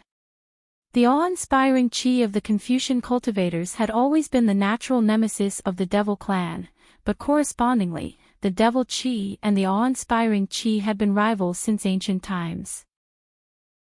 Although Shimin Jianzhong activated his sword intent, the demonic dragon's bloody, murderous, and violent intent rushed into Shimin Jianzhong's defense and went straight into his heart. Give it a reward, and thank you for all your support. Chapter 46:19. Seeing that the celestial was so powerful, Shimin Jianzhong was also shocked. He thought to himself, "Damn it, how can this Taoist body cultivator have a demonic weapon?" When he fought with the master of the Jade Pure Palace that day, he didn't use a weapon. Moreover, this demonic weapon is different from ordinary demonic weapons. The bone dragon that was refined into a demonic spear is not an ordinary dragon. The aura of this demonic weapon seems to be innately restraining the righteous aura of my Confucian cultivator. Today's battle seems to be too dangerous, far from what I expected. However, since he was already here, how could Shimin Jinzhong hesitate? He slowly raised his right hand, and his sword light appeared in his right palm like starlight. Then, countless sword cries came from the sword light, and his sword that was overflowing with brilliance began to expand rapidly. This old man will show you what the sword essence of heaven and earth is. Shimin Jinzhong roared proudly, and the huge sword that was 1,000 feet long fell like a falling mountain. The sword hair of the huge sword was like a flood dragon, and the sword essence was like a rainbow. Wherever it passed, the space was split open, the wind was split open, and even the eyes of the celestial were about to be split open. Near Shimin Jinzhong, the literary saints didn't dare to be careless. They opened their mouths at the same time, and a flying sword that looked like a hook rushed out and landed on the arm of the celestial. Wherever the sword light passed, the entire arm turned into a hook. Several people cooperated with Shimin Jinzhong, and as their bodies swayed, the hooks were like snow, attacking different parts of the celestial. Boom! In the roar, the bone spear pierced the sword light, and the sword light also split the demonic aura of the bone spear. Shimin Jinzhong was indeed the master of the Shimin family. Wherever the sword essence of heaven and earth fell, the demonic aura was split open, and the demons hidden in the demonic aura were all split in half. In the bloody light, the body of the bone spear was revealed, and a shallow notch appeared on the scales of the bone dragon's back. The gigantic sword formed by Shimin Jinzhong's sword beam was also swallowed by the bone dragon after it slashed down. Caw caw caw. With a crisp sound, the entire gigantic sword was shattered into pieces by the demonic light. Although each fragment struggled to transform into tens of thousands of small flying swords, before the flying swords could take form, they were shaken into inscriptions by the bone spear and scattered into the void. Caw caw caw. At the same time, several sounds of metal and stone rang out. Several sword shadows flashed past the celestial's back, waist, and ribs, and a series of golden light splashed out. Ow ow. The celestial seemed to be in pain and roared in the air. Haha, that's all there is to it. Shimin Jinzhong looked up to the sky and laughed, saying, "This old man thought you were very powerful, but it seems that you are just a guy who is strong in appearance but weak in reality. Maybe you have succeeded in refining your body, but in this old man's eyes, your body cultivation is just like grass." As he spoke, Shimin Jinzhong raised his hand and waved it from his waist. A thin blue light flashed, and a slender sword like an orchid appeared. Although the sword light was thin, it was very tough. When it landed in the void, it pierced through the void. What was special was that the sword was very soft, and it was like duckweed in the wind. It danced with the wind, and a sense of elegance and nobility spontaneously appeared. Shimin Jinzhong stared at the sword, and his eyes revealed eagerness, as if he had seen his long-lost lover. For a moment, Shimin Jinzhong raised his head and looked at the celestial who was also vigilant in his eyes. He said proudly, "The Confucian scholars of the hidden immortal continent have long admired the gentle sword, but no one has ever heard of the feather orchid immortal sword of my Shimin family. Before the feather orchid immortal sword, the so-called #1 imperial weapon is nothing but nothingness. All the families in the world know about the Son of Heaven sword, and with the Son of Heaven sword, you can stabilize the world. But who knows? If you control the feather orchid sword, you can become an immortal. You are very lucky to be able to see the true appearance of the feather orchid immortal sword before you die." After speaking, Shimin Jinzhong raised his hand and waved. That sword, which was originally as soft as gossamer, suddenly gave birth to a resplendent sword light. Moreover, that sword directly soared into the sky, and an extraordinary sword intent rushed out from the sword. Wherever the sword intent passed, the broken void transformed into many orchids. Each orchid was born from the sword's splendor, and each orchid revealed a hazy world. Each orchid contained a heaven-destroying and earth-exterminating killing intent. Damn it! When the Celestial saw it, he couldn't help but turn pale with fright. The Celestial was formed by Xiao Hua's bone tempering. When it comes to the corporeal body, it is naturally tough and tenacious. It is very difficult for ordinary magic tools to injure him. Normally, the Celestial should be the most powerful one among Xiao Hua's clones, but in fact, the Celestial was the most awkward one. Previously, other than cultivating Xiao Hua's Big Dipper fist and several bone-tempering cultivation techniques, he didn't have any other cultivation techniques. Then, in Star Moon Palace, Xiao Hua found a cultivation technique for the Celestial and also found a secret technique to repair the 10,000 extinguishing Heavenly Dipper. However, the time was short and the Celestial didn't complete it. Therefore, when facing ordinary cultivators of the lower 9th grade, the Celestial had an absolute advantage. He could even deal with them more efficiently than Xiao Hua. However, when facing Shimin Jinzhong, who was also at the upper 9th grade, he was powerless. Seeing Shimin Jinzhong take out the Feather Orchid Immortal Sword, that bone-chilling sword light made his heart palpitate. Without hesitation, he waved his hand and summoned the Celestial's white bone. When the Celestial's white bone appeared, the space immediately began to flash with a pitch-black halo. A kind of rich desolate aura rushed out from the white bone. When the Celestial merged with the white bone, with a loud bang, the space within 100 miles began to tremble. Waves of energy wantonly swept out and merged with the desolate aura. Ao! The Celestial looked up to the sky and roared. A fierce aura emerged from his 3 heads. Waves of sound surged towards Shimin Jinzhong and the others. Ah! This is the ancient demon clan. Seeing that the Celestial had 3 heads and 6 arms and emitted a ferocious aura that could suppress the world, Shimin Jinzhong was astonished. He finally understood why the Celestial could fight evenly with the Jade Pure Palace Master. However, in the blink of an eye, Shimin Jinzhong sneered. Suddenly, tens of thousands of sword hairs appeared around his body. These sword hairs all rushed into the treasured sword in his hand. The slender treasured sword overflowed with brilliance like the rising sun.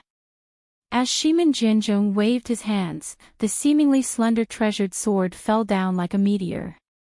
Amidst the huge rumbling sound, the space habitually shattered and collapsed. The orchid sword hairs from before floated down and pounced on the Celestial. The treasured sword was still far from the Celestial. In the sky above the Celestial's head, paw paw paw. Sounds of explosions suddenly sounded. Countless mighty pillars of qi were extinguished, and thumb-sized protrusions appeared around the Celestial. Looking at the other 4 sides of the sword light, the figures of the several saints of literature had already turned into swords and flew up like orchids. The sword intent that was several times stronger than before also pierced through the void and fell toward the back of the Celestial being. The demon-devouring spear is invincible. Kill Buddha if it meets Buddha, slay immortals if it meets immortals. The Celestial laughed boldly. You are just immortal ascension swords. How can you be a match for me? Roar! The Celestial opened his mouth and 3 pillars of light rushed out, passing through the sword qi and landing on Shimin Jinzhong's head. The bone spear in his hand, under the stimulation of the desolate qi, turned into a demon dragon that was thousands of feet long and crazily expanded to meet the treasured swords. Seeing the 3 pillars of light fall, Shimin Jinzhong did not care because the true qi around his body had already turned into sword hair and merged with the treasured swords. The Feather Orchid Immortal Ascension sword would naturally block the light pillars. However, contrary to Shimin Jinzhong's expectations, the Feather Orchid Immortal Ascension sword did not block the light pillars when they passed through the sword light. And in the light pillars, Shimin Jinzhong felt that his essence, qi, and spirit were about to leave his body.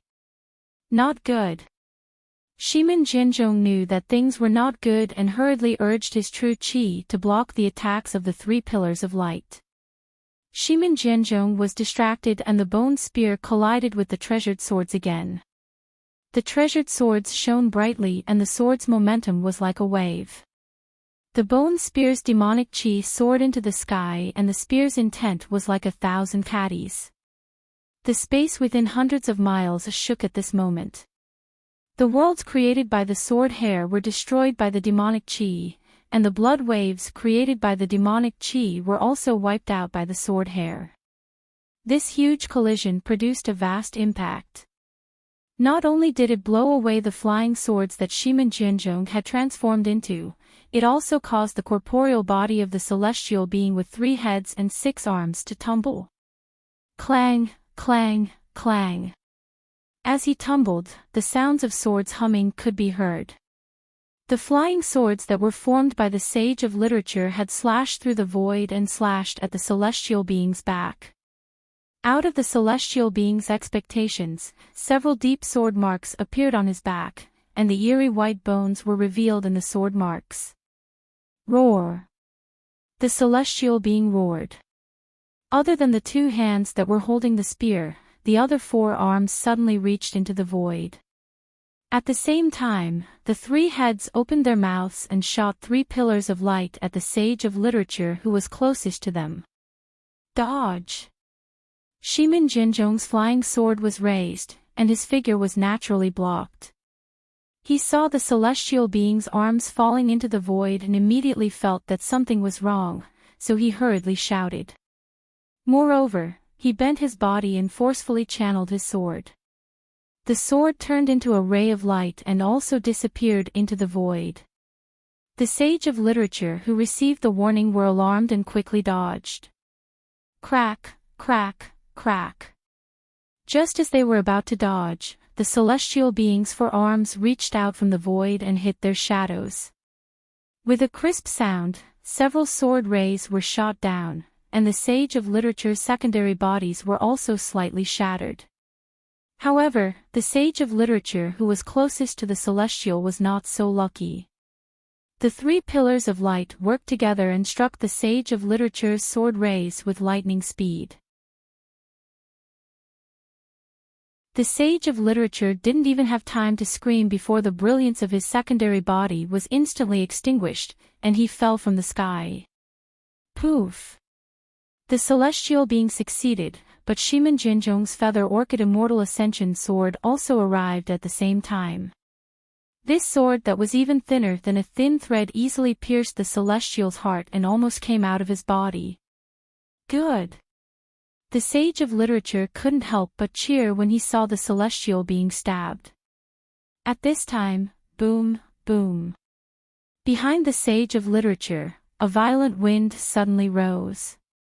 The celestial's hands that were holding the spear had unknowingly abandoned it and were now reaching out from the void and grabbing the backs of 2 sage of literatures. The 2 bloody hands even came out from the chests of 2 sage of literatures. Give it a tip, and thank you for all forms of support.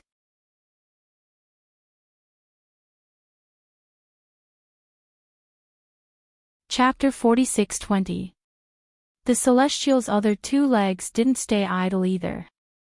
Like Xiaohua, he kicked the other 2 literary saints in the back. After the 2 literary saints' backs caved in, they fell from the sky. Damn it! Shimin Jinzhong couldn't help but gnash his teeth when he saw the celestial kill 5 literary saints right in front of him. However, what surprised him even more was that there was no blood flowing out from where the Feather Orchid Immortal sword pierced. The celestial only gritted his teeth in pain but didn't seem to be killed at all. He growled, You. The celestial sneered and grabbed the sword in his chest. Can't you see that I have 3 heads and 6 arms? I have 3 hearts. The celestial grabbed the sword and thunder rumbled. The entire feather orchid immortal sword was controlled by lightning. Shimin Jinzhong was shocked. He hurriedly waved his right hand and the flexible sword and the lightning turned into nothingness. Roar! At the same time, Dongfang Qionghao's roar came from the distant sky. Shimin Jinzhong was startled. He looked at the remaining literary saint and teleported toward him. Ha! Seeing Shimin Jinzhong escape, the celestial didn't chase after him. Instead, he looked at that panic-stricken literary sage and strode towards him. You! Don't come here. That literary sage was extremely scared and actually screamed like a weak girl. The Thunderbolt Immortal saw that Xiao Hua and the Celestial both had opponents. He smiled at Dongfang Qianghao and said, "Old Dongfang, are you going to pick I as your opponent?" Ha ha ha. Dongfang Qianghao looked up to the sky and laughed. The Thunder Immortal is very famous. He killed many of our Confucian cultivators in the soaring Dragon Mountain range. This old man shrank back when I saw the lightning. I didn't dare to fight the immortal. Your opponent is Baiming Cho Qing. Dongfang Qionghao's eyes flashed with golden light. He looked at Wen Chu and said, "Literary Star Palace Master, can you fight with me?" Fight! Wen Chu's expression did not change, but a complicated emotion flashed in his eyes as he replied. Watching Wen Chu, Dongfang Qianghao, and the others fly away, Thunderbolt Immortal looked at Baiming Cui Qing and the other literary sages in the distance. He crooked his neck and laughed, "Baiming Cui Qing. Such a name seems to be very cultured, but looking at your excellency's appearance, it really has nothing to do with that. A tasteless Confucian cultivator like you. How could you possibly be a match for me?" The Baiming family used plum blossoms as their symbol, so they naturally emphasized elegance and taste. However, Baiming Cui Qing and even Baiming Jiqing had put on weight, especially Baiming Cui Qing. Although her face was delicate and pretty, if she were to put on an official's attire, she would look more like an ordinary village official. How could she have the demeanor of the patriarch of the four great families whose names shook the world? Previously, Baiming Chao Qing had also used a cultivation method to temper her corporeal body, but she originally had this kind of physique. Admittedly, the cultivation method had a certain effect, but how could it be more convenient than transfiguration? However, if she transfigured her body, Baiming Cui Qing would be somewhat disdainful. Therefore, Baiming Cui Qing had always considered herself a beauty. Of course, no one in the world dared to expose Baiming Cui Qing's freckles. Today, Thunderbolt Immortal exposed her. How could Baiming Cui Qing not be angry? Baiming Cui Qing roared, "Old Thunderbolt Immortal. Don't think that you're invincible just because you killed a few literary sages of the mysterious Yellow Order. Today, I swear I'll kill you on the spot. You see, I just said you have no taste, and now you're throwing away the hypocrisy of a Confucian cultivator." The mischievous Thunderbolt Immortal was not anxious at all. He was all smiles as he said, "We've only just talked about superficial appearances, we haven't touched on the heart yet. Do you want me to boil some chicken soup for you to try, to make up for what you lack?" Without waiting for Thunderbolt Immortal to finish speaking, Baiming Cui Qing raised her hand and patted the top of her head. Boom! 5-colored true qi gushed out, running straight through heaven and earth. The 5-colored true qi of the four great clans was naturally modeled, and so was Baiming Cui Qing's. However, within this soaring true qi pillar, the modeled true qi was azure, like plum blossoms. Woo! Once the 5-colored true qi pillar appeared, the space within several hundred li shook. Countless true qi pillars fell from the sky, and when the 5-colored true qi pillar enveloped the space within several hundred li like a fountain, those plum blossoms flickered with blue color and drifted down in the air. It was truly dazzling, truly beautiful. Looking at those literary sages of the ninth grade elemental energy, they also each stood in a corner, releasing their heterogeneous five-colored true chi, trapping the thunderbolt immortal from the bottom. Moreover, when the five-colored true chi gushed out, the figures of those literary sages also disappeared. Good, it's really not bad. The thunderbolt immortal was not anxious. He pinched his chin with his hand, with a rather elegant demeanor, and said with a smile, "It looks too beautiful to be absorbed all at once. However, when displayed by a person as fat as a pig like you, no matter how you look at it, there are some flaws. Sigh, what can I do, what can I do?" After saying that, the thunderbolt immortal rubbed his hand slightly, blinked his eyes, and said, "Such a beautiful painting, let this old man add the finishing touch." When Baiming Cui Qing heard that, she was so angry that her lungs were about to explode. She stood in the air and said coldly, "Since that's the case, then please raise your brush and correct it. I hope you don't talk too big, or your teeth will fall out." Hee hee. In the thunderbolt immortal's hand, clusters of lightning slowly emerged. He still had a smile on his face as he replied, "Although this old man doesn't have Taoist sorcerer's brush, and can't use the wondrous blossom brush, it's more than enough to correct your vulgarity. As for my teeth, please don't worry. This old man's age hasn't reached the point where my teeth will fall out, so we can't be mentioned in the same breath." After saying that, the thunderbolt immortal waved his hands, and tens of thousands of thunderbolts appeared out of thin air, transforming into the shapes of brushes, and pointed towards the plum blossoms in the air at the same time. This thunderbolt was like a huge wave overturning the sky, overturning the entire space, and its momentum was incomparably vast. However, all the thunderbolts had only rushed out 100 feet when the countless plum blossoms in the air suddenly produced indescribable fluctuations. These fluctuations were like a net, intertwining and falling. Wherever the fluctuations passed, all the thunderbolts immediately ceased to exist, turning into nothingness. So much so that when the fluctuations landed on the thunderbolt immortal's body, even the lightning flashing around the thunderbolt immortal's body was also smoothed out. The thunderbolt immortal was dumbstruck. Looking at those plum blossoms, they were like Baiming Cui Qing's small eyes that were mocking him. Ha ha ha. Baiming Cui Qing laughed wildly. "It's just the Tao Sex Thunderbolt technique, what's there to be arrogant about? Didn't you want to correct this old man's winter plum forbidden lightning diagram? Why don't you pick up your lightning brush? Without it, I'm afraid your teeth will fall out. Damn it."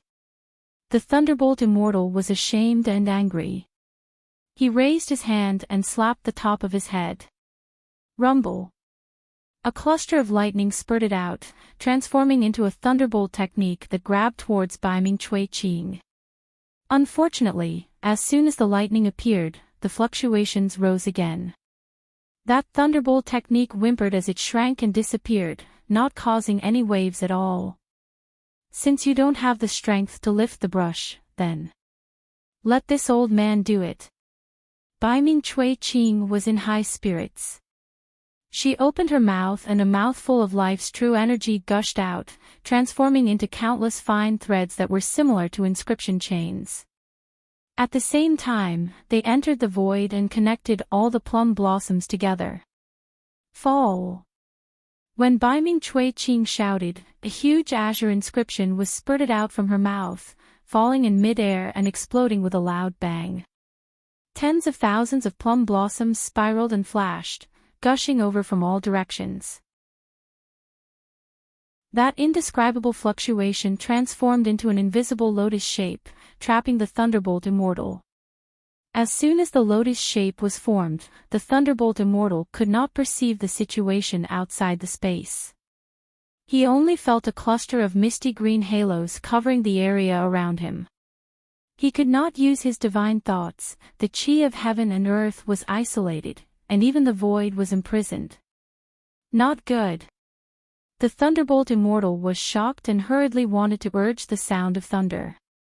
However, just as he was about to urge his magic power, he suddenly frowned again. That's not right. The Thunderbolt Immortal narrowed his eyes and looked at the illusory green light around him. He thought to himself, the Biming family is one of the 4 great families of Confucian cultivators. How can there be the aura of Taoist magic in his green light? Although this aura is very subtle, I was born to report Taoism. How can I not detect it? It's really weird. Just as the Thunderbolt Immortal was puzzled, the fluctuating aura became more and more intense, and a destructive momentum surged in the entire space. Ha! After being surprised, the Thunderbolt Immortal laughed out loud. He raised his hand and made a rare hand seal. He said, although this old man is called the Thunderbolt Immortal and the Thunderbolt technique is naturally this old man's strongest technique, don't you think you're being too delusional if you want to imprison this old man with merely the Winterplum Forbidden Lightning diagram? Immediately, the Thunderbolt Immortal made a gesture and a bean-sized lamp appeared in midair. This lamp was divided into 6 colors, which was exactly the same as Xiao Hua's 6-colored spiritual fire. Old man Biming, you fat toad at the bottom of a well.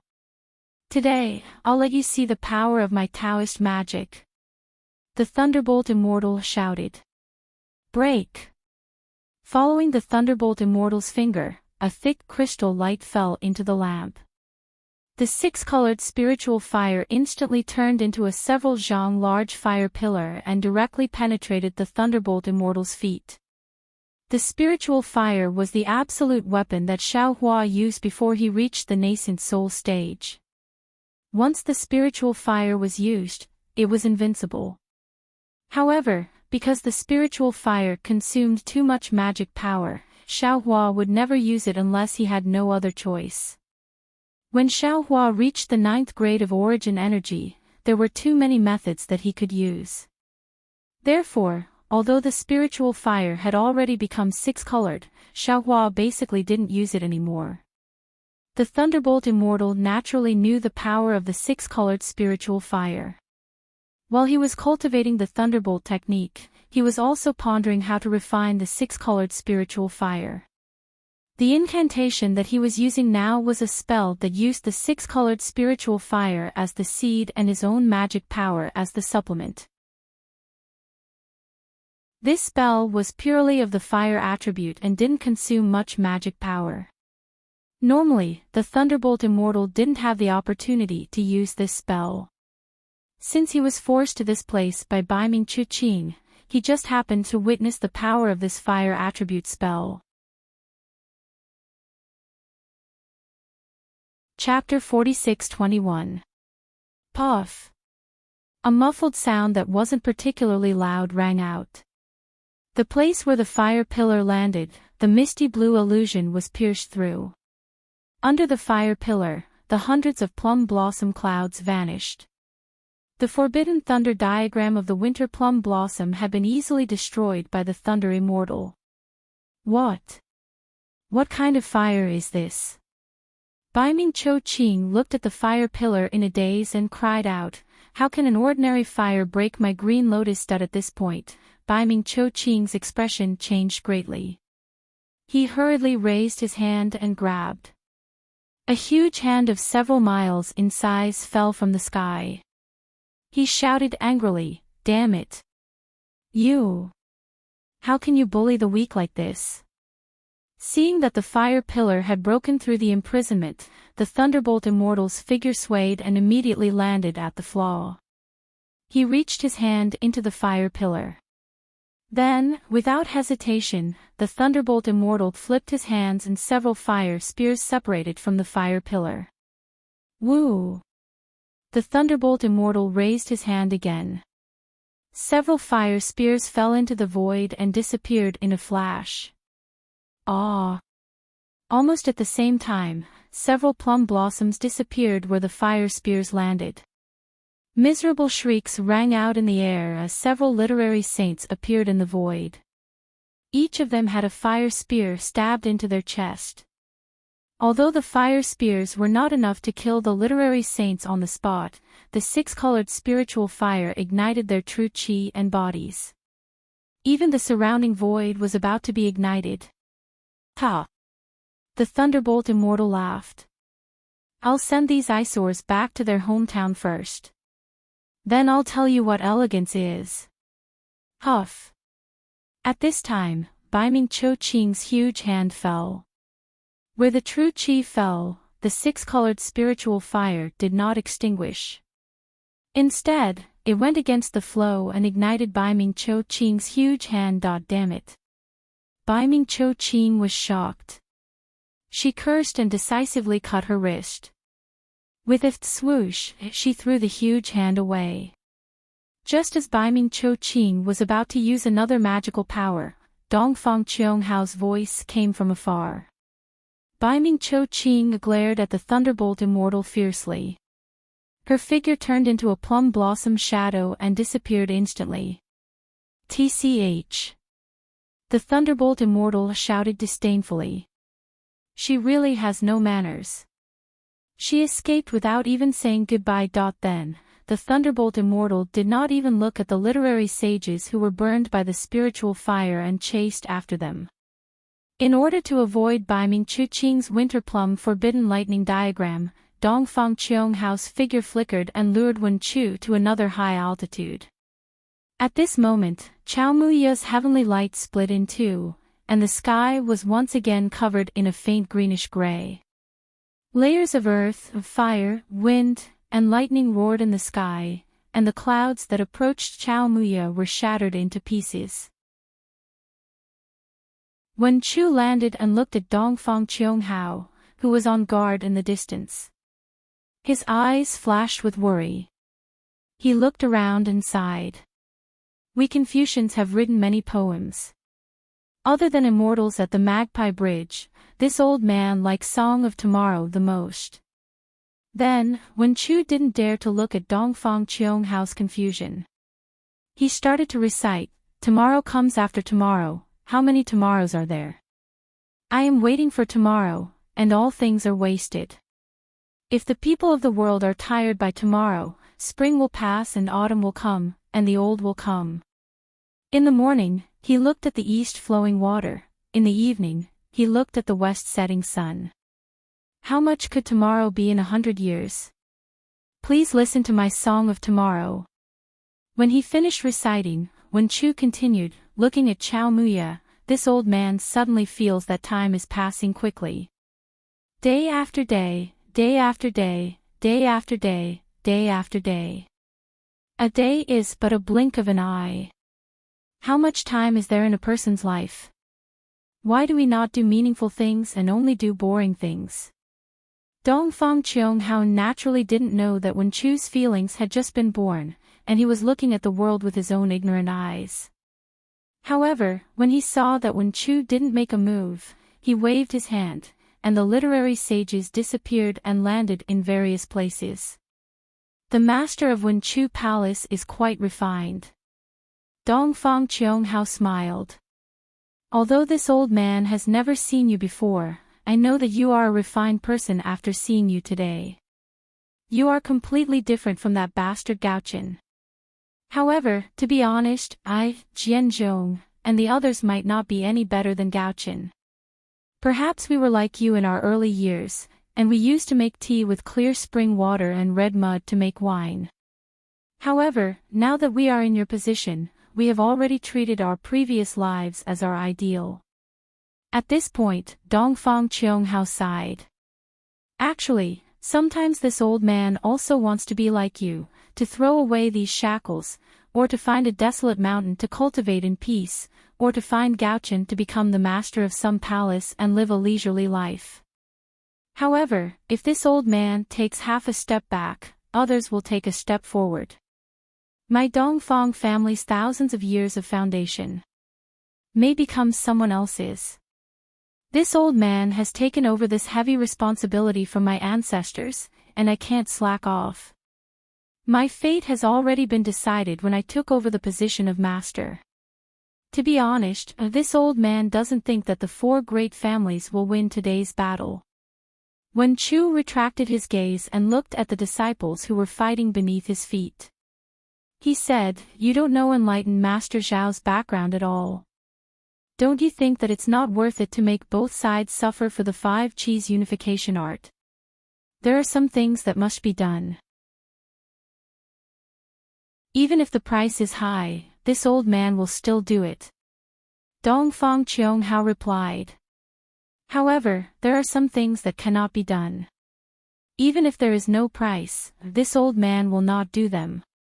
The 5 Qis unification art is extremely important to our 4 clans.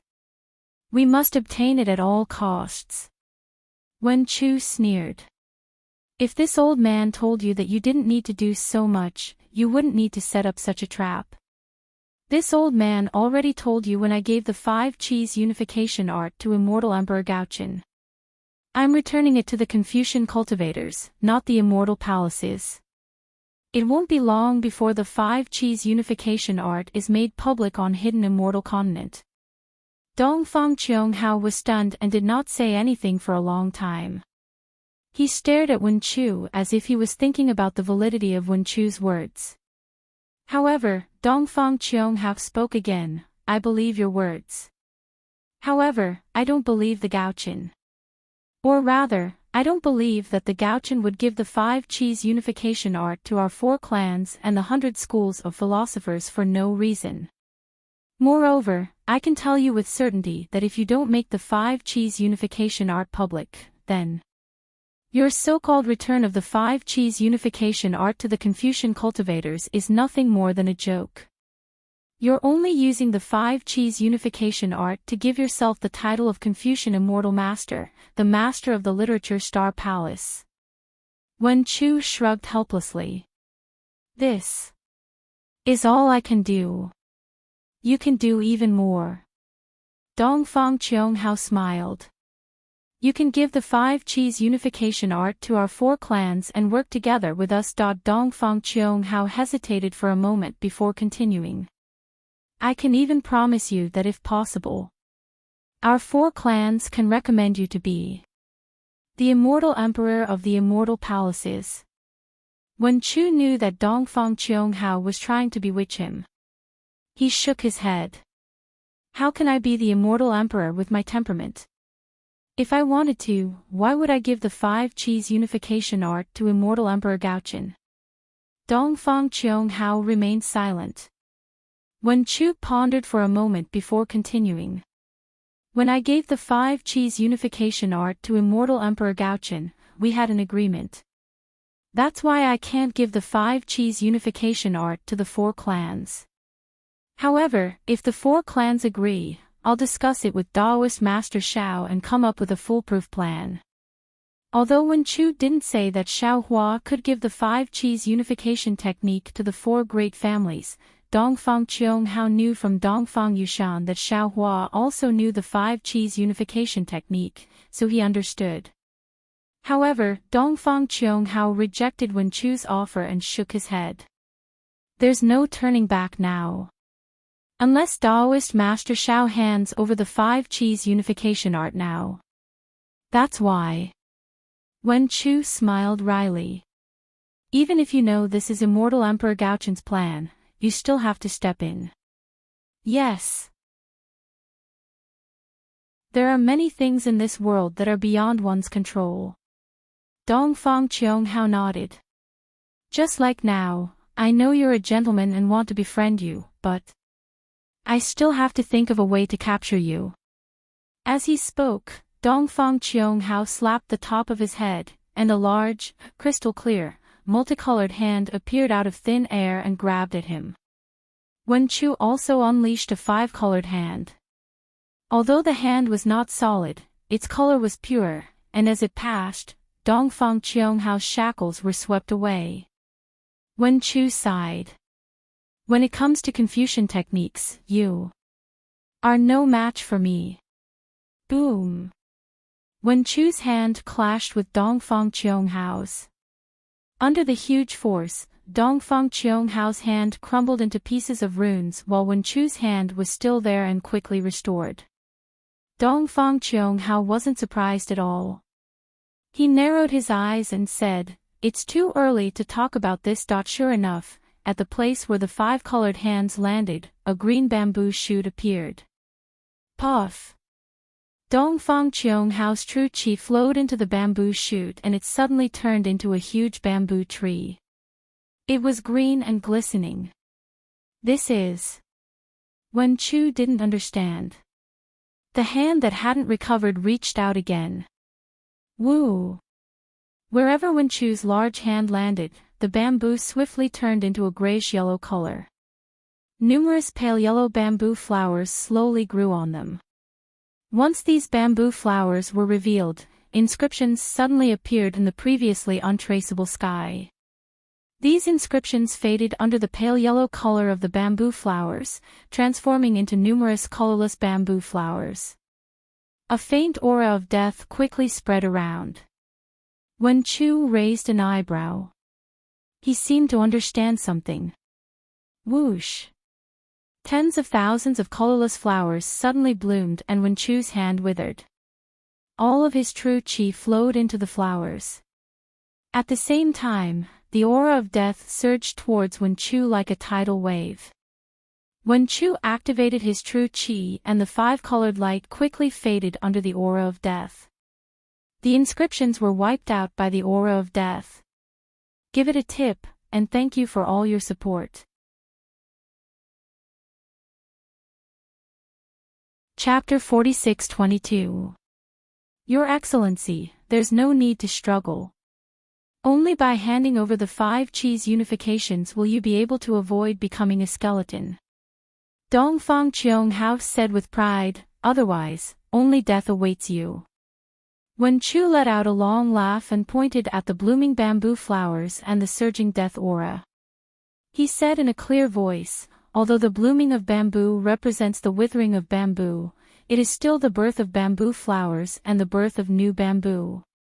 We Confucian cultivators focus on life, we cultivate the power of life. You don't understand, you've gone astray. You only see death and ignore life.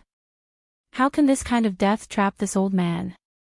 As he spoke, Wen Chu opened his mouth and spat out a mouthful of refined life energy from his dantian.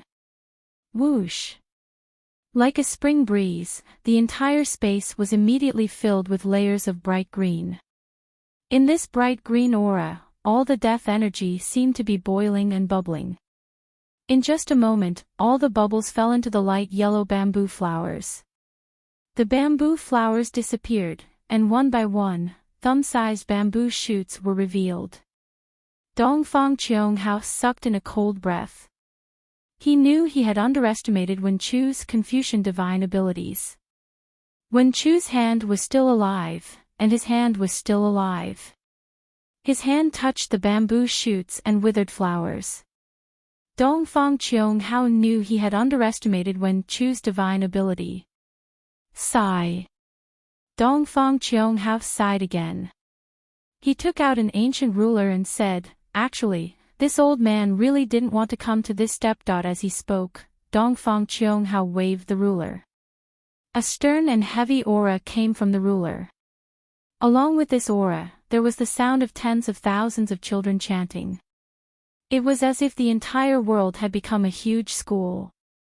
When Chu became a student in this school. The ferrule slowly fell down, and countless inscriptions flew out from the ferrule. They flashed in the air and made a sound.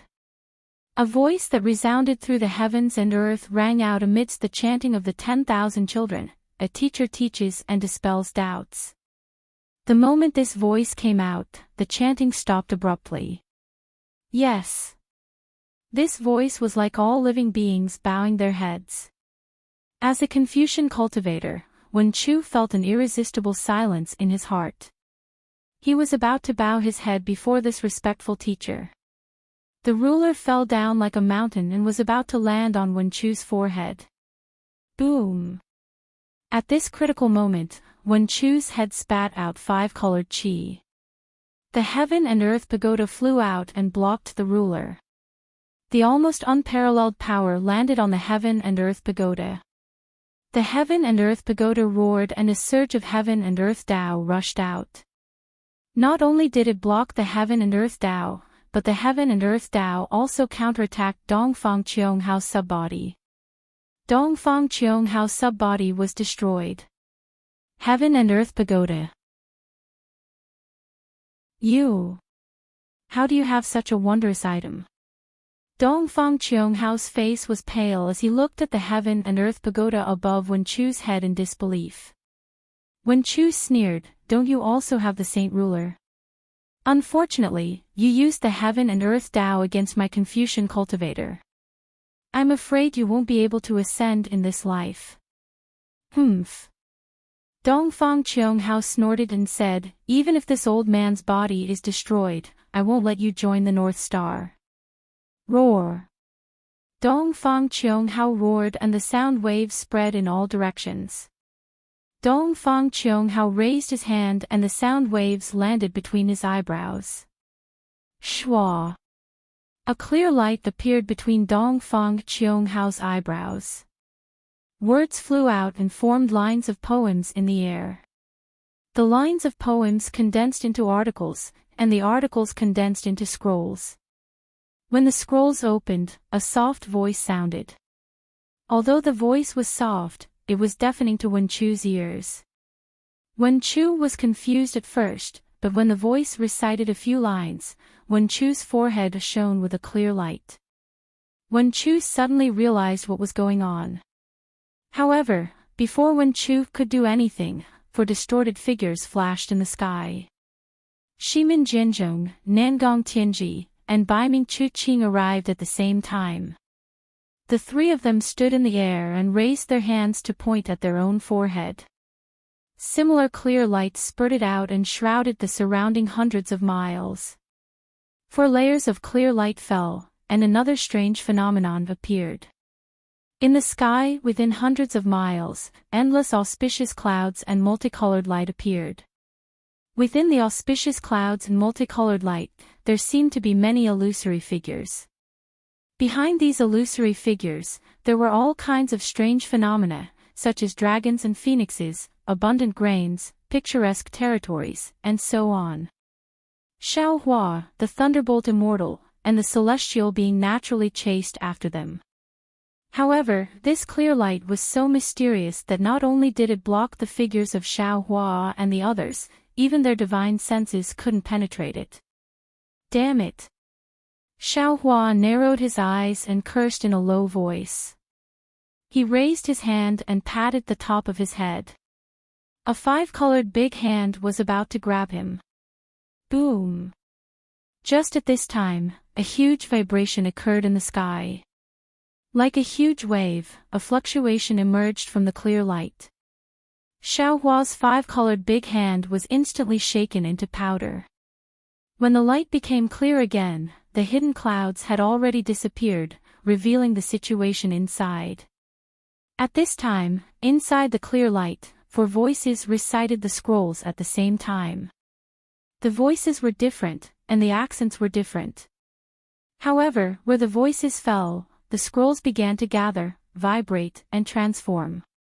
The mountain of books and the sea of literature swayed, and 4 similar but actually different Wen Chu stars were born from the scrolls.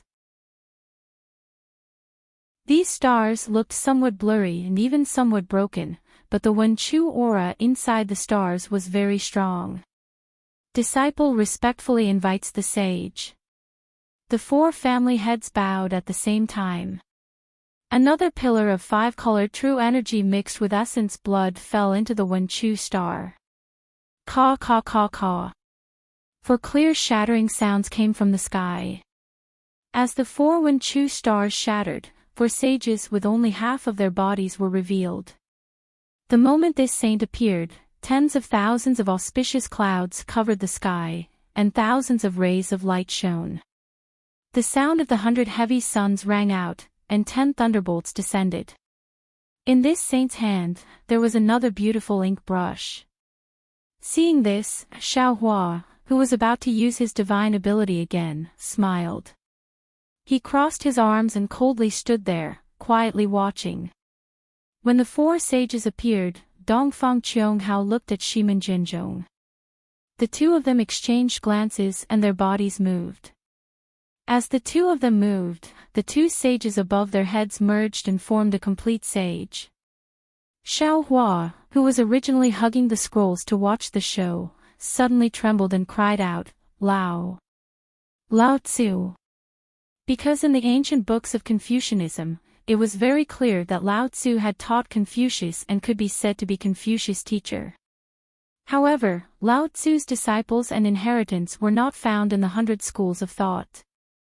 Even when Wen Chu became a Wen Chu star, Lao Tzu's figure was not found in the sages Wen Chu. Lao Tzu could be said to be a sage who had disappeared. No one knew where Lao Tzu had gone. However, at this moment, Xiaohua actually saw Lao Tzu's sage statue in this place.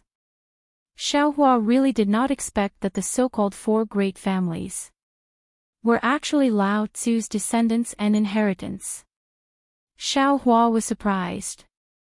The two sages above Nangong Tianji and Baiming Chuqing's heads were also working together. As Xiaohua expected, it was another Lao Tzu sage statue. These two Lao Tzu sage statues looked exactly the same, but their auras were different. Even the holy sounds coming from their mouths and the holy brushes in their hands were different. Alas!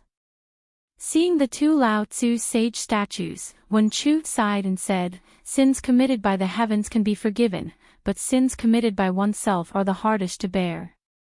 Then, Wen Chu pointed at the spot between his eyebrows. Swoosh! The same strange phenomenon appeared, but the Wen Chu star that rushed out of Wen Chu's eyebrows was unusually clear, and even the fine lines on it were clear. Wen Chu bowed and said, Disciple invites the sages to show themselves. Then, without Wen Chu activating his blood essence, the sages who had experienced the sages Wen Chu's sage statues in the ruins appeared again. These sages' sage statues were different. Some of them were human cultivators standing proudly with tall hats and broad belts, and some of them were human warriors standing alone in the wind with golden helmets and silver armors.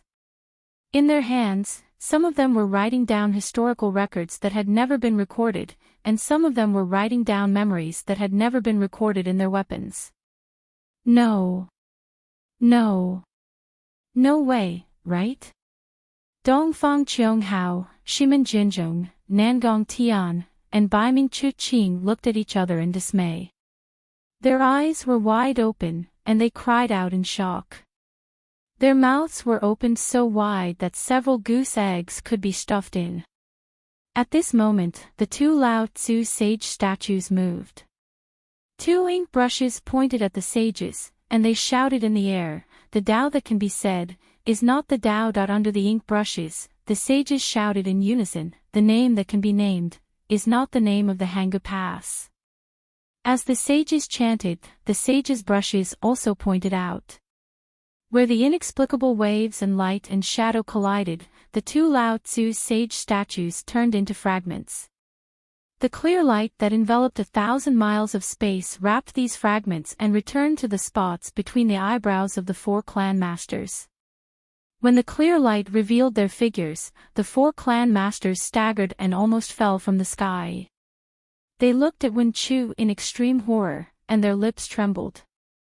They didn't know what to say. This was because they knew very well that with the prosperity of the human race, education was hard to come by. On the hidden immortal continent, there were many sage scholars, but very few sage scholars. This was because it was too difficult for the sages to choose Wen Chu. Even the powerful immortal palace and the four clan masters could only activate one sage, or even half a sage, to point out the outline of Wen Chu. Although they could step into the realm of sage scholars, the so-called sage scholars were no longer true sage scholars. They could only be called half-sage scholars, or quasi-sage scholars.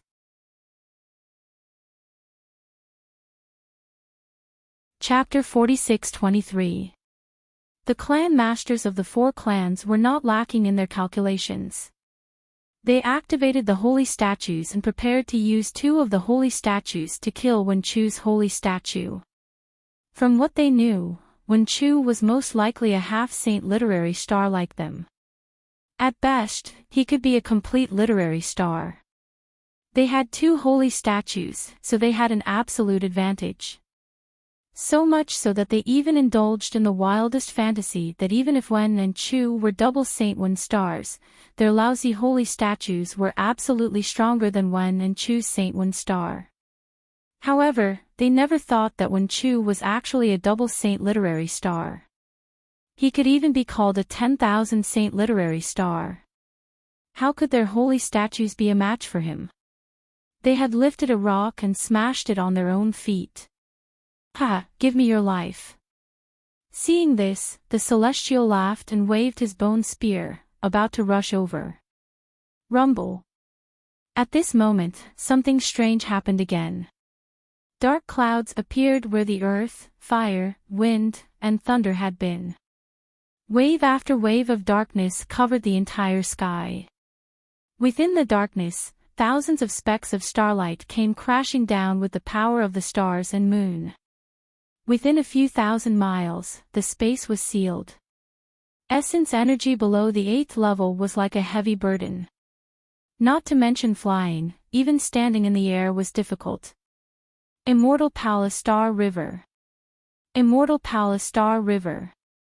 Dongfang Cheonghao's face was ferocious. He pointed at the sky and shouted crazily, "Master Xiao Lei, Master of Literature Palace, take a good look. This is Gao Chen's scheme, and also his dark methods. He will only hide behind the scenes and wait for us to fight to the death. Then, he will come and reap the benefits." After that, Dongfang Cheonghao and the other 3 took out their garrison orders, garrison flags, troop gathering drums, and troop collecting gongs. It seemed like they were going to collect the disciples of the 4 great families in the abyss. Damn it! Xiao Hua scanned with his divine sense and immediately knew that the Immortal Palace Star River not only had the Star River sand refined by the great craftsmen of the Immortal Palace Star River, but there was also the Khanate heavy water. Although this momentum was not as strong as the heavenly demon's destruction of the world in the ruins, the momentum was much stronger. Xiao Hua didn't dare to delay. He raised his hand and handed the Kunlun mirror to the Celestial. He said, "Please." "All right." The Celestial looked at the river of stars that filled the sky and poured down. With a loud roar, he took the Kunlun mirror and was about to fly down. Woo woo. In this world, below everyone, 4 figures appeared. Dongfang Cheonghao, Shimen Jinzhong, Nangong Tianji, and Baiming Chuqing's figures distorted and crashed into the void. In the blink of an eye, they disappeared. Damn it! The patriarchs of the 4 great clans actually fled at the last minute and abandoned their disciples? The Celestials stared blankly at the abyss. Most of the hundreds of thousands of disciples from the 4 great clans were injured, and none of them had been taken into the hidden weapon flag or any other imperial equipment. The Celestial didn't know what to do and shouted, "Fellow Daoist, what should we do now?" At this moment, the heavenly heavy water had already covered the sky and covered the earth. The stellar river sand carried the power of the stars as it poured down in a destructive manner. The void shattered, lightning flashed, and thunder rumbled. Chao Muya was once again in a state of apocalypse. "Withdraw!" Xiao Hua shouted without any hesitation, first accept Fortune Gate disciples, then the 4 families' disciples.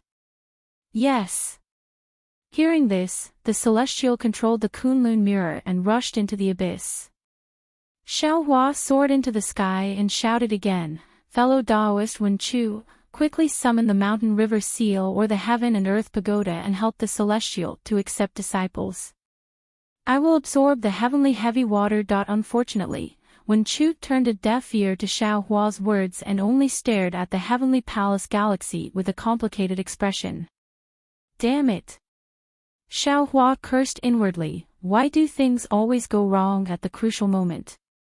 Fellow Daoist Celestial. Xiao Hua hurriedly shouted, quickly release fellow Daoist Feng Wu. All right. The Celestial naturally knew that Xiaohua was trying to hide something, so he responded and casually activated the Kunlun mirror. Boom! Within the pillar of light, the phoenix parasol spread its wings and flew out. The power of the stars and moon surged out and swept towards the galaxy. At the same time, the star runes around the phoenix parasol's body appeared again. The void was torn apart and countless pillars of light descended. A huge phantom of a phoenix that was 1,000 miles long condensed on the phoenix parasol's body. As it spread its wings, the power of the stars and moon that was even more powerful than the falling galaxy rushed into the sky again. Starry Sky Great Sage. All of a sudden, a clear and melodious voice rang out in the midst of the starry night. A woman dressed in palace attire flashed past the pitch-black darkness. Fellow Taoist lightning. Xiaohua's eyes narrowed.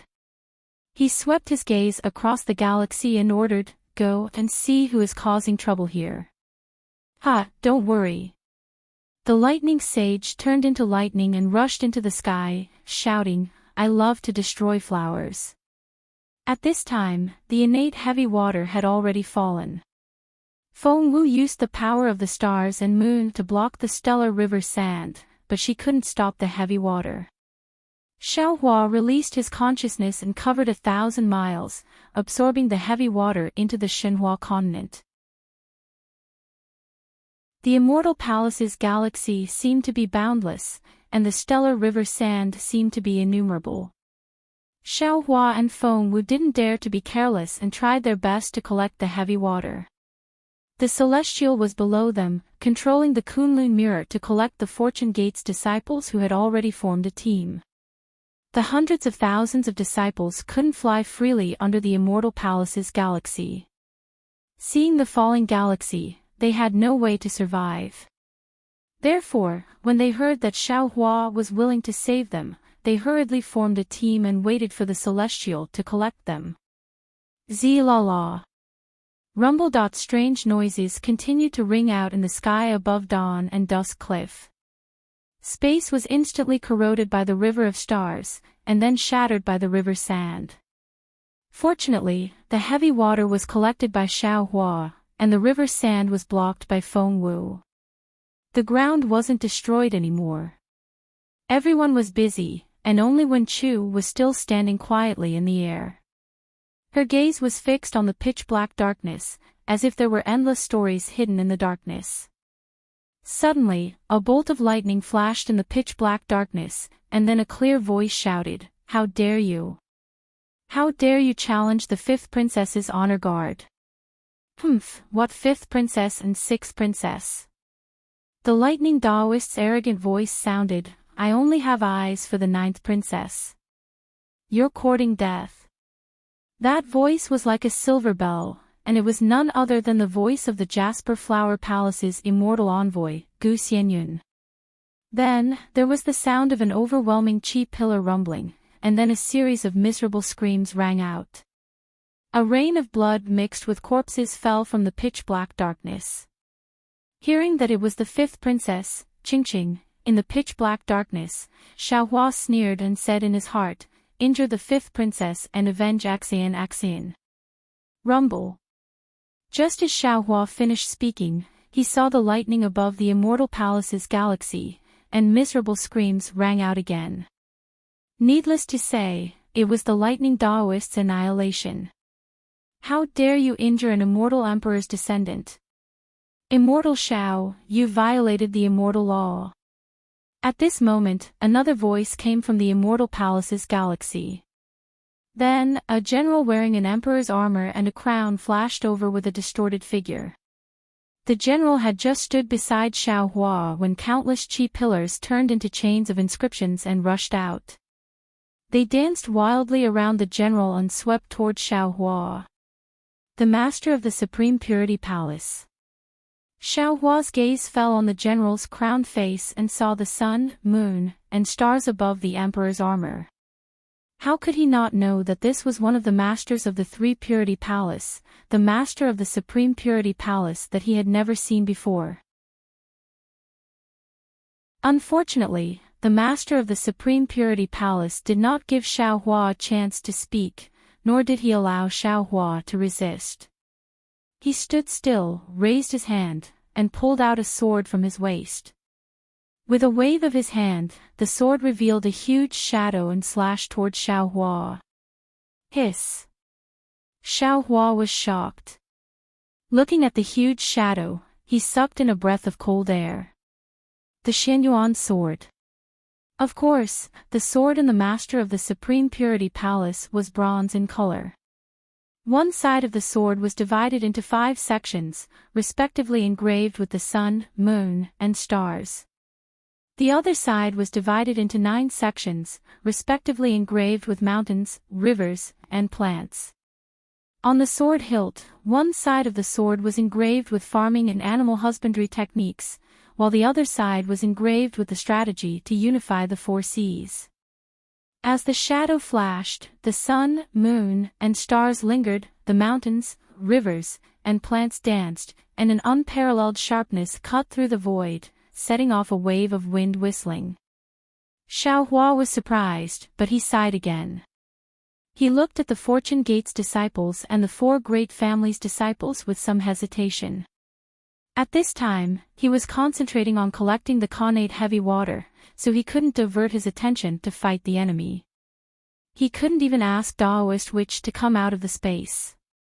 Because as soon as he withdrew his attention, the Khanate heavy water, which could destroy everything in the abyss below the Dawn and Dusk Cliff, would definitely fall.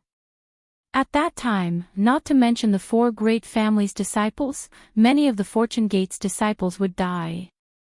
Moreover, if the Khanate heavy water fell into the abyss, Xiaohua couldn't guarantee that the Heaven Punishment Prison crystal that imprisoned Xayan would be intact. Xayan could also be injured. Fight! Xiaohua gritted his teeth, not daring to withdraw his attention. He anxiously shouted in his heart, "Celestial," quickly called Daoist Witch out.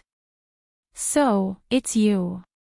At this time, Wen Chu, who had been standing still, suddenly spoke. He stared straight at the master of the Supreme Purity Palace and said word by word, "If you were so resolute and daring tens of thousands of years ago, how would you have let her die?" While speaking, Wen Chu suddenly opened his mouth. Whoa! 9 sword intents flew out. The moment the sword intents touched the ground, they turned into 9 flying swords. They whimpered as they flew towards the Xianyuan sword's shadow in the shape of 9 stars. Wherever the sword light passed, cold light flashed like falling tears. The sound of swords rang out, and the whimpering sound was like mournful sobs. What was extremely strange was that when the 9 stars reached the Xianyuan sword's shadow, they turned into a flexible sword. As this flexible sword danced, it gave birth to a peerless sword splendor. The figure of a fairy flickered within the sword splendor, and a kind of sword intent that was as rich as the grace of a beauty and as chaotic as the sorrow of a beauty turned into flowing water and crashed into the shadow without hesitation.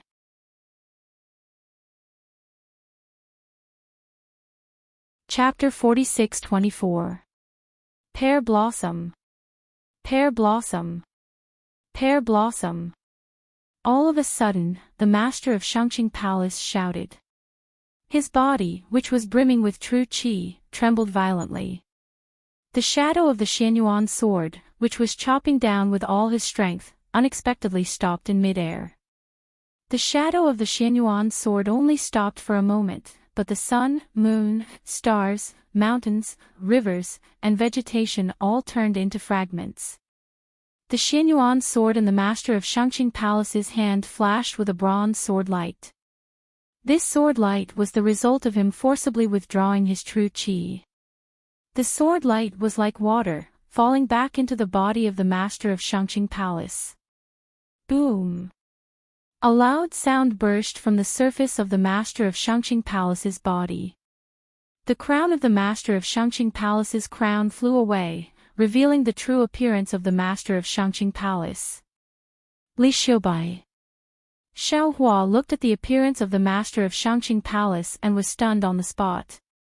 Wasn't this the appearance of Li Xiubai's corpse that Xiao Hua saw in the sword cave in the Mo Zhao Black Forest? Damn it, this. What the hell is going on? Xiao Hua groaned, his mind confused. The master of Shangqing Palace didn't pay attention to anything else, only staring at the peerless sword brilliance. Although he had put away the sword in time, how powerful was the Xinyuan sword? How powerful was the 9 stars transit? When the two collided, it was only a moment, but the figure of the beautiful fairy, the unending and chaotic emotions, had already dimmed. Pear blossom. The master of Shangqing Palace muttered weakly, as if he couldn't even pick up the Xinyuan sword. You. She has already fallen. Wen Chu said faintly from the side, in these 9 sword pills, only some of her grief was left. Now that she has come here again, that grief has also dissipated. Everything began here, and it would also end here. Day and night, it's all yearning cliff. Looking at the fairy's figure turning into smoke, the master of Shangqing Palace suddenly reached out, as if he wanted to grab something.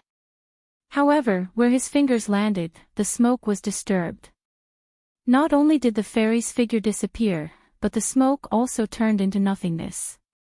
Tears fell from the eyes of the master of Shangqing Palace. He asked softly, She. When she was in the 9 stars sword pill, did she complain? The master of the Shangqing Palace looked like he was asking Wen Chu, but his gaze pierced through the void. It was as though he was looking at himself from tens of thousands of years ago. He had knelt powerlessly beside the Immortal Palace's galaxy and watched as the Pear Blossom Fairy was killed by the Immortal Palace's galaxy. The gentle, water-like sword that had split the Immortal Palace's galaxy into 2 was shattered by the Star River sand and turned into a sword pill that fell into the void crack that suddenly appeared. Wen Chu didn't answer the palace master. He only closed his eyes as tears dripped down. After half a cup of tea's time, Wen Chu opened his eyes again. At this time, Wen Chu was neither happy nor sad. The tears at the corner of his eyes slowly disappeared as he said, I don't know if she is complaining or not. I only know that there's a poem inside the 9 stars sword pill. Ci. The eyes of the master of Shangqing Palace lit up. He asked with some fear and some expectation, what Ci? The delicate clouds are skillful, the flying stars transmit hatred, and the silver river travels in secret. When the golden wind and the jade do meet, it triumphs over countless mortals. Gentle as water, the auspicious day is like a dream, enduring the Magpie Bridge and returning home. If 2 people's feelings last for a long time, why should they be together day and night? I understand. The master of Shangqing Palace suddenly laughed wildly. Pear Blossom, oh Pear Blossom. You finally understand my difficulties. You have finally forgiven me. Day and night, night and night. Our hearts are in the same place. Which part of us isn't day and night? Boom. As the voice of the master of Shangqing Palace fell, a huge roar sounded again. Countless pillars of qi appeared out of thin air and turned into a huge hole that rushed into the top of the master of Shangqing Palace's head. At the same time, an extremely strange law descended from the sky and very vaguely entered Wen Chu's body. In Wen Chu's eyes, happiness, anger, sorrow, joy, and sorrow were like dazzling colors that appeared and disappeared 9 times in an instant. Then, Wen Chu slightly closed his eyes. When he opened them again, it was with a kind of sympathy. This change was very subtle. Only the muddle-headed Xiao Hua suddenly felt as if he was missing something. He hurriedly looked at Wen Chu, and the corner of Xiao Hua's mouth formed a trace of a smile. Congratulations, master of Shangqing Palace. After several breaths, the pillar of qi emitted a bright light. A scholarly cultivator wearing an emperor's golden armor descended from the sky. Wasn't this the master of Tai Ching Palace? After the master of Tai Ching Palace landed, he raised his hand and took the crown of the master of Shangqing Palace. He smiled and handed it to the master of Shangqing Palace. Congratulations, master of Shangqing Palace.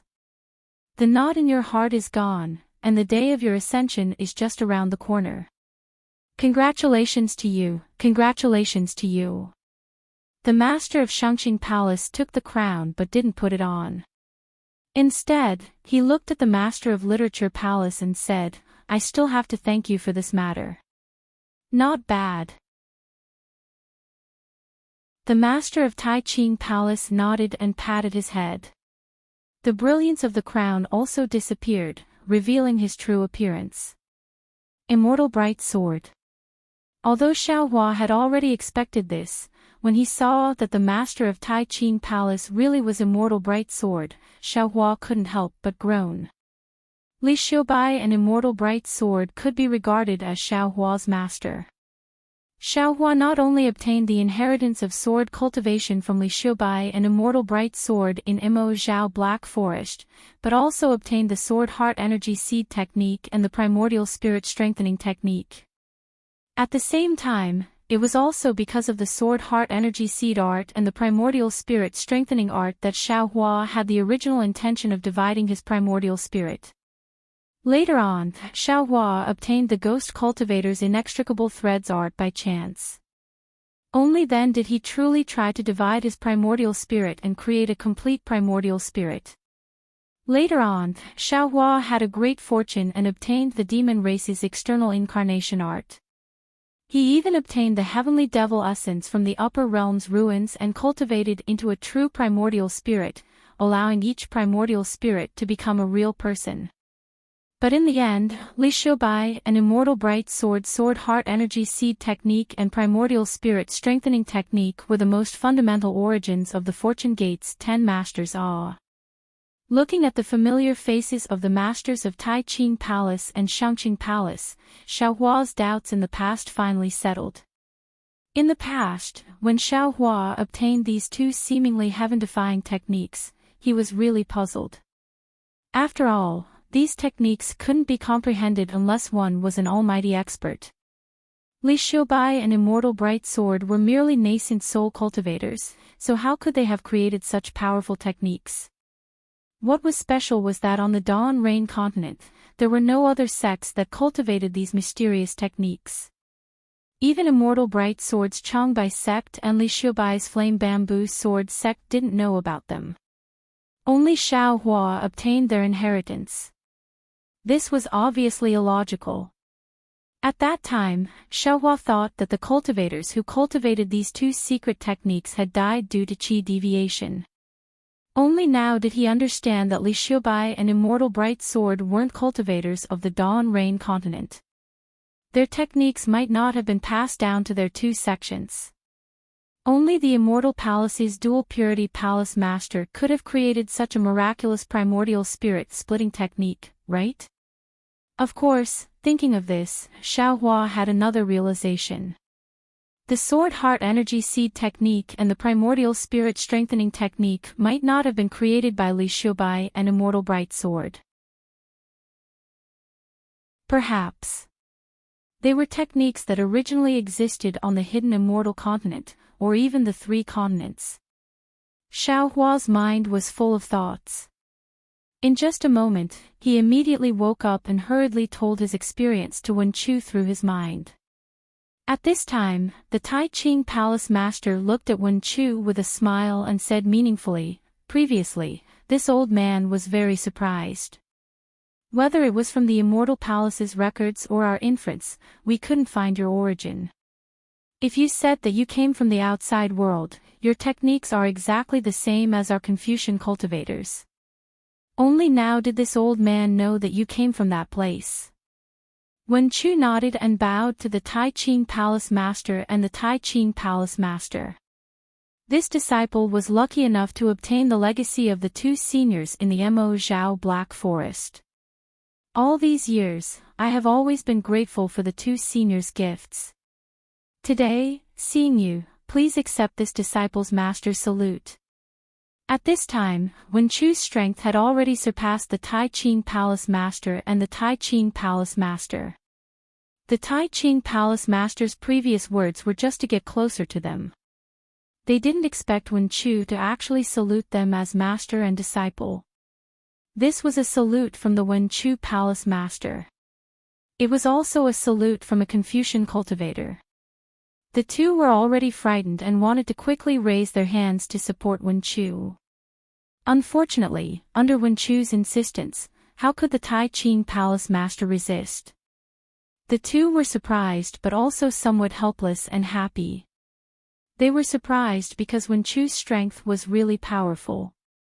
They immediately felt that Wen Chu's true qi was like an ocean, surging and endless.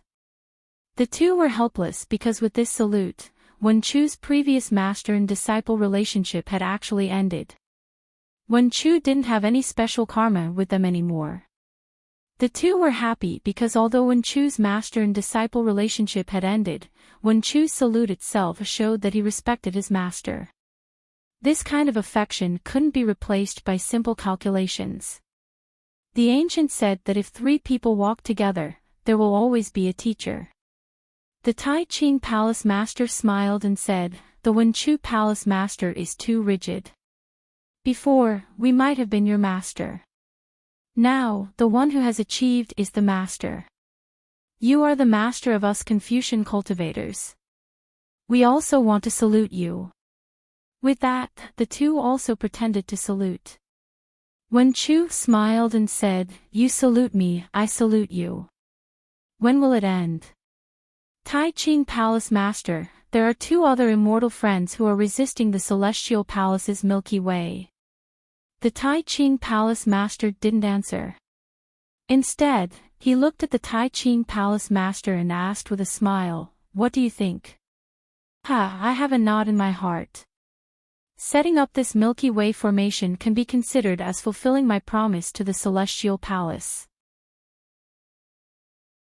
As for whether the Milky Way formation can kill people, it's not something I can control. The Tai Ching Palace Master laughed and said, "Of course, I can't accept the Milky Way formation. I'm afraid I'll have to trouble the Wen Chu Palace Master to do it personally."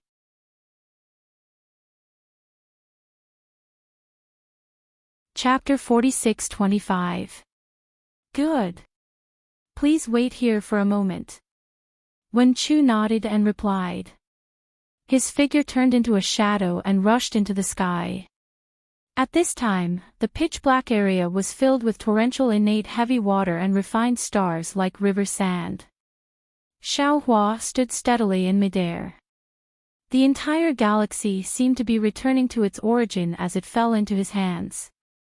And in Xiaohua's hand, he had taken out a jade bottle at an unknown time as a cover. He looked very relaxed. Feng Wu was in another place.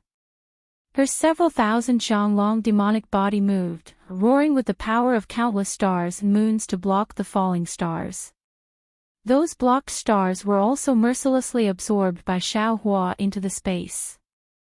Without the master of the Supreme Pure Palace, the galaxy formation couldn't stop Wen Chu. Wen Chu nodded at Xiaohua and Feng Wu. He rushed through the galaxy formation and saw above the torrential galaxy was the location of the earth, fire, wind, and lightning. Tens of thousands of immortal soldiers and immortal generals formed a great formation and hid within the earth, fire, wind, and lightning. In this immortal formation, there was a very eye-catching canopy. At this time, the Thunder Immortal condensed a lightning spear. Like a tiger in a flock of sheep, he was invincible and had already arrived under the canopy. In front of the canopy, there were dozens of literary saints desperately trying to resist. Each of them used their Confucian cultivation techniques. Awe-inspiring qi surged and five-colored clouds gushed out, wanting to protect the canopy. However, how could these literary saints resist the lightning spear of the Thunder Immortal? Under the lightning spear, the awe-inspiring chi was destroyed and the 5 colored clouds were torn apart. The literary saints who were like immortals in the eyes of ordinary people were also killed by the lightning spear of the Thunder Immortal. Seeing several literary saints and hundreds of immortal soldiers and immortal generals being killed, the dozens of literary saints were already afraid and didn't dare to move forward. The Thunderbolt Immortal swayed his thunder spear again, and several phantoms appeared, about to point at the 4 literary sages.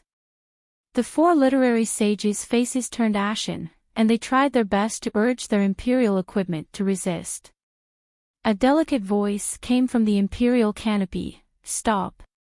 As the voice faded away, the 5-colored light above the canopy slowly converged. The inscription chains that looked like dragons slithering around the light turned into armor and fell into the canopy. A woman in a palace dress appeared from the light. Her skin was snow white, her eyebrows were thin like willows, and her eyes were slightly narrowed. Wasn't this the Immortal Emperor's 5th princess, Ching Ching? The Thunderbolt Immortal rolled his eyes and said coldly, "Do you think I'll stop just because you tell me to? Do you think you are Princess Exian Exian? This princess is a descendant of the Immortal Emperor. You violated the immortal law by daring to offend your superior." Princess Ching Ching was a bit scared, but she still held on. However, her tone was already very weak. Princess Ching Ching naturally had her own plans. She only spoke without circulating any true chi, nor did she use any imperial artifacts to defend herself. She believed that as a Grand Ascension stage cultivator of the Tao sect, the Thunderclap Taoist was also a man, so he most likely wouldn't bully a weak and beautiful woman like her. The Thunderclap Taoist had most likely forced his way in to coerce her. Unfortunately, Princess Ching Ching didn't know that Thunderbolt Immortal wasn't much of a person, let alone a man. Thunderbolt Immortal rushed forward and saw the canopy dissipating, revealing Princess Ching Ching's figure. Thunderbolt Immortal's arm immediately turned into lightning as he punched at Princess Ching Ching. Boom! Princess Ching Ching's heart tightened and her beautiful face paled when she saw the runes on the armor crumble under the fist light. Before the fist hit Princess Ching Ching's body, the Thunderbolt Immortal suddenly remembered that Xiaohua only wanted him to injure Princess Ching Ching, not kill her. Therefore, he spread out his hand and solidly slapped Princess Ching Ching's proud protrusion. Princess Ching Ching's expression greatly changed. PFFF. She spat out a mouthful of blood and her pale face was filled with extreme shame and anger. You. Princess Ching Ching didn't know what she wanted to say. The place that no man had ever touched was snatched away by a 9th-level elemental energy expert. A feeling that she had never felt before was easily born in this sharp and domineering woman's heart. However, Princess Ching Ching didn't have time to deal with this strange feeling. She hurriedly circulated her true chi to heal her injuries while preparing to escape. Fortunately, the Thunderbolt Immortal didn't attack again. Instead, he hovered in the air and stared at Princess Ching Ching with sharp eyes, the Galaxy Formation's disk. The Thunderbolt Immortal was famous for his thunderbolt. His gaze was truly powerful, piercing into Princess Ching Ching's heart. In her life, when had anyone given Princess Ching Ching such a shock? Who dared to look Princess Ching Ching in the eyes so brazenly? Who dared to speak to Princess Ching Ching in such an unrestrained manner? Princess Ching Ching couldn't help but raise her hand to her chest. Of course, she only raised her hand and immediately put it down. She shrieked, "You killed me with one palm." Unfortunately, before she could finish, the Thunderbolt Immortal reached his hand into her chest and took out an oval-shaped pendant. See? Princess Ching Ching sucked in a breath of cold air. She felt as if lightning had struck her and her entire body was paralyzed.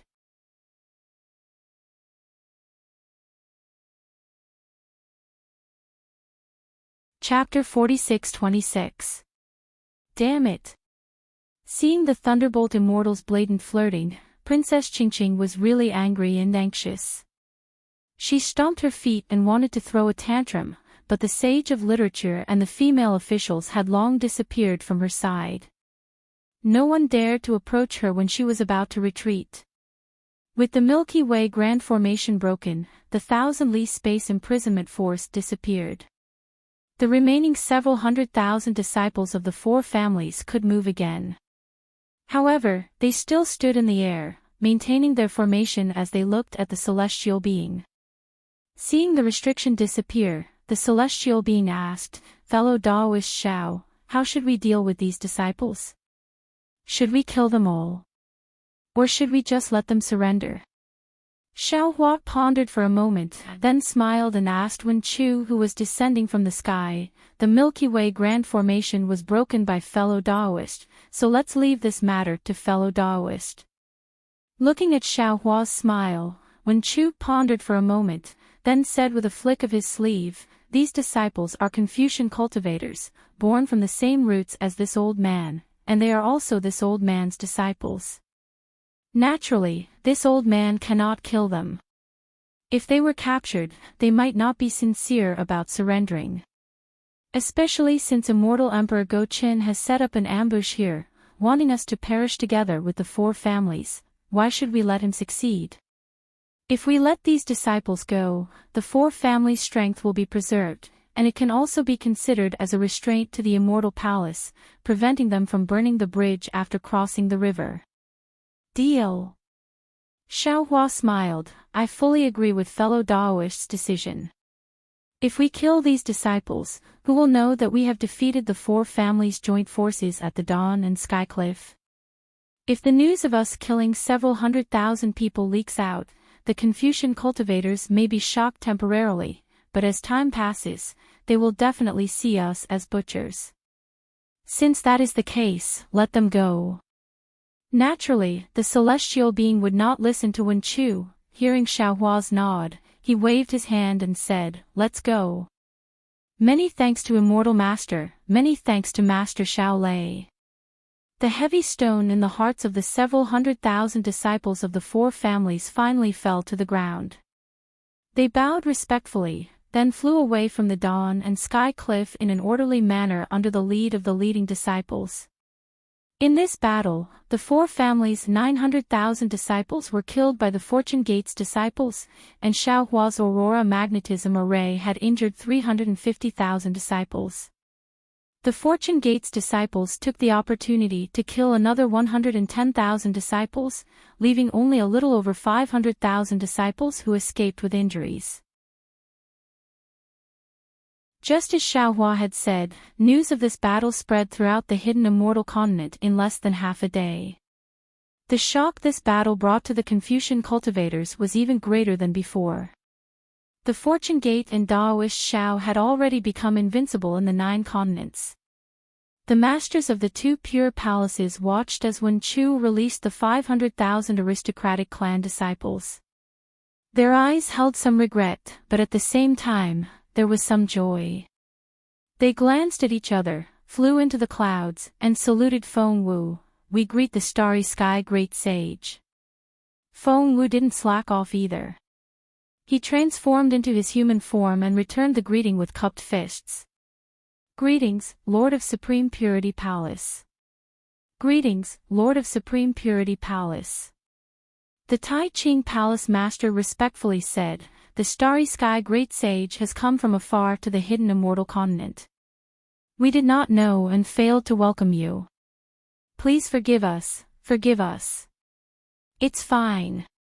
Feng Wu waved his hand and said, "This saint only came to the soaring Dragon Mountain range to visit an old friend. Being able to come here is just a coincidence. You don't need to mind." Speaking up to hear, Feng Wu smiled and cupped his fists at Xiao Hua. "Fellow Taoist Xiao, this saint will not disturb you. Farewell." "Many thanks for today's matter, Feng Wu." Xiao Hua cupped his fists and said with a smile, "When I have time in the future, this Xiao will personally go to the Great Sage Hall to express his gratitude." Well said, well said. Feng Wu revealed his demon form and prepared to flap his wings. This saint and Peng sage will be waiting for Master Zhao's arrival. Feng Wu. Seeing Feng Wu and Xiao Hua being so close, and that Feng Wu was about to leave, the Tai Ching Palace Master hurriedly said, "The sutra seeking extreme bliss is about to end." The Immortal Palace and Thunder Temple have jointly invited Feng Wu and Peng Sage from the Great Sage Hall to attend the ceremony. Before the sutra seeking extreme bliss, Feng Wu did not enter the Great Sage Hall. Now that the sutra seeking extreme bliss is over, Feng Wu should also come to attend the ceremony. Feng Wu smiled and said, "Before this saint left the Great Sage Hall, I did not hear Peng Sage mention this matter. Wait for him to mention it to this saint." With that said, Feng Wu flapped his wings and disappeared in the blink of an eye. Fellow Taoist Xiao. The lightning Taoist looked at the celestial being and said, "I and fellow Taoist Tian will take the Fortune Gate's disciples back first. Who knows if Immortal Emperor Gaoqin and the four great clans will attack the soaring Dragon Mountain Range at the same time. To fight with these Confucian cultivators, other than strength, we also need to compete in cunning." The Tai Ching Palace Master blushed slightly and was about to speak, but the Tai Ching Palace Master transmitted a few words to him, and he shut his mouth again. Xiao Hua smiled and said, "Then I'll have to trouble fellow Taoist Lei Ting."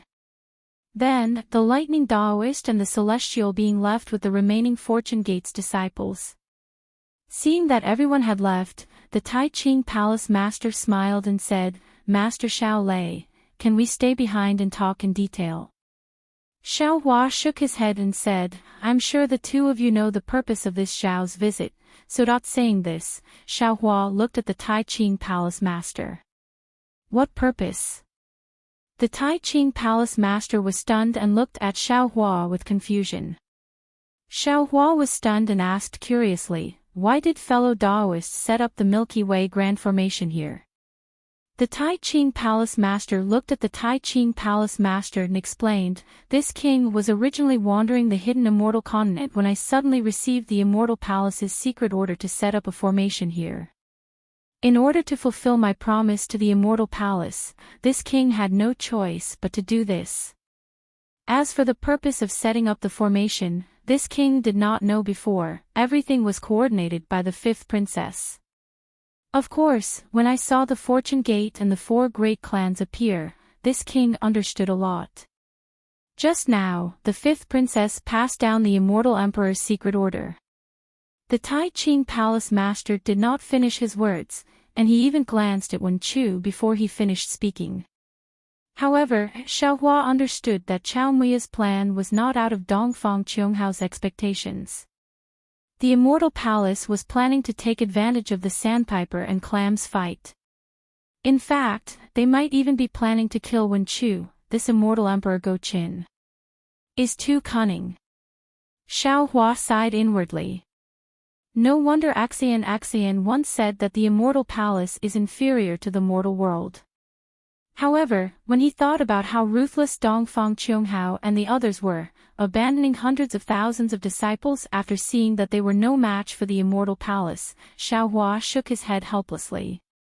The hidden immortal continent is so big, and the four great clans and the 100 schools of philosophers are so arrogant.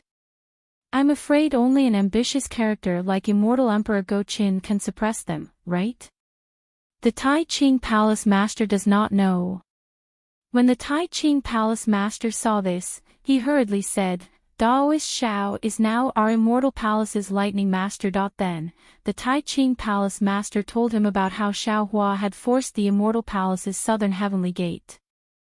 The Tai Ching Palace Master was a sentimental person, and when he heard that Xiao Hua had attacked the southern heavenly gate for the sake of Axian, his heart was already filled with admiration. The way he looked at Xiao Hua was no longer as guarded as before, and there was even a hint of apology in his eyes. When the Tai Ching Palace Master finished speaking, the Tai Ching Palace Master bowed and said, "Lightning Master Xiao, this king This king had no choice, please forgive me. Ha, it's fine, it's fine. Xiaohua hurriedly returned the bow. The ignorant person is not guilty. Moreover, isn't there a saying that goes no discord, no concord? Good. The Tai Ching Palace Master was relieved that he was forgiven, but soon after, he frowned again. He lowered his head to look at the abyss and said, Lightning Master Xiao, this king was only following orders to set up the formation, and did not know whether the heaven punishment prison crystal where the 9th princess was imprisoned was at the bottom of the abyss. Moreover, this matter. As he said this, the Tai Ching Palace Master looked at the Tai Ching Palace Master with a troubled expression. The Tai Ching Palace Master continued, if Lightning Master Xiao wants to find the heaven punishment prison crystal, it is not now. After we finish speaking, Lightning Master Xiao can go down and look for it. The two of us do not have Immortal Emperor Go Chen's orders, so it is not good for us to stay and help. Troublesome. Xiaohua naturally wanted to find the heaven punishment prison crystal that was imprisoning Xian as soon as possible. However, in order to avoid the Tai Ching Palace Master, he was afraid that they would discover the secret of his clone, so he sent Fengwu, Celestial Being, and Lightning Master away a step earlier. He did not even leave behind the Fortune Gate disciples, especially the Kunlun mirror that was taken away by Celestial Being. At this time, he did not have any more people to help him explore the abyss. Forget it, it is not now. Xiaohua pondered for a moment and said with a smile, no matter, we will talk about it in detail when we land. When the four of them landed, they looked at each other in dismay. None of them knew what to say. The Tai Ching Palace Master pondered for a moment, then said to the Tai Ching Palace Master with a smile, this matter started because of you, you should speak first. The Tai Ching Palace Master smiled bitterly. He pinched his chin and pondered for a long time before saying, this matter is also a long story. Other than the Tai Ching Palace Master, no one in the Immortal Palace knows about this secret, not even the Pure Jade Palace Master. However, since the Scholar Palace Master and Lightning Master Xiao are involved in this secret, then this king will casually speak. While speaking, the Tai Ching Palace Master waved his hand and laid down a defensive array. Xiaohua nodded inwardly. The legend of the tender-like-water sword was indeed different from the real situation. The real Pear Blossom Fairy was a woman who dared to love and hate. Moreover, she was not abandoned by the Tai Ching Palace Master. However, this Pear Blossom Fairy was too domineering. She insisted that the Tai Ching Palace Master at that time marry her and give her a status. Although the Tai Ching Palace Master loved her and was willing to marry her, he was in the Immortal Palace after all. He had his own responsibilities and difficulties. The Pear Blossom Fairy believed him at first and waited for hundreds of years. However, he did not come to propose marriage. Thus, the Pear Blossom Fairy held her sword and forced her way to the southern Heavenly Gate to ask for an explanation. The guards of the Heavenly King Palace at the southern Heavenly Gate naturally would not allow the Pear Blossom Fairy to enter the Immortal Palace, even if she had his token. However, it was also because of the token that the guards did not make things difficult for the Pear Blossom Fairy. Unfortunately, the Pear Blossom Fairy had a fiery temper. After waiting for several days and seeing the immortal generals rolling their eyes at her, how could she endure it? She actually forgot her original intention and clashed with the guards of the southern Heavenly Gate, wanting to barge into the southern Heavenly Gate. The Heavenly King Palace's immortal soldiers and immortal generals naturally did not dare to neglect their duties and fought with the Pear Blossom Fairy. The tender-like-water sword was indeed powerful.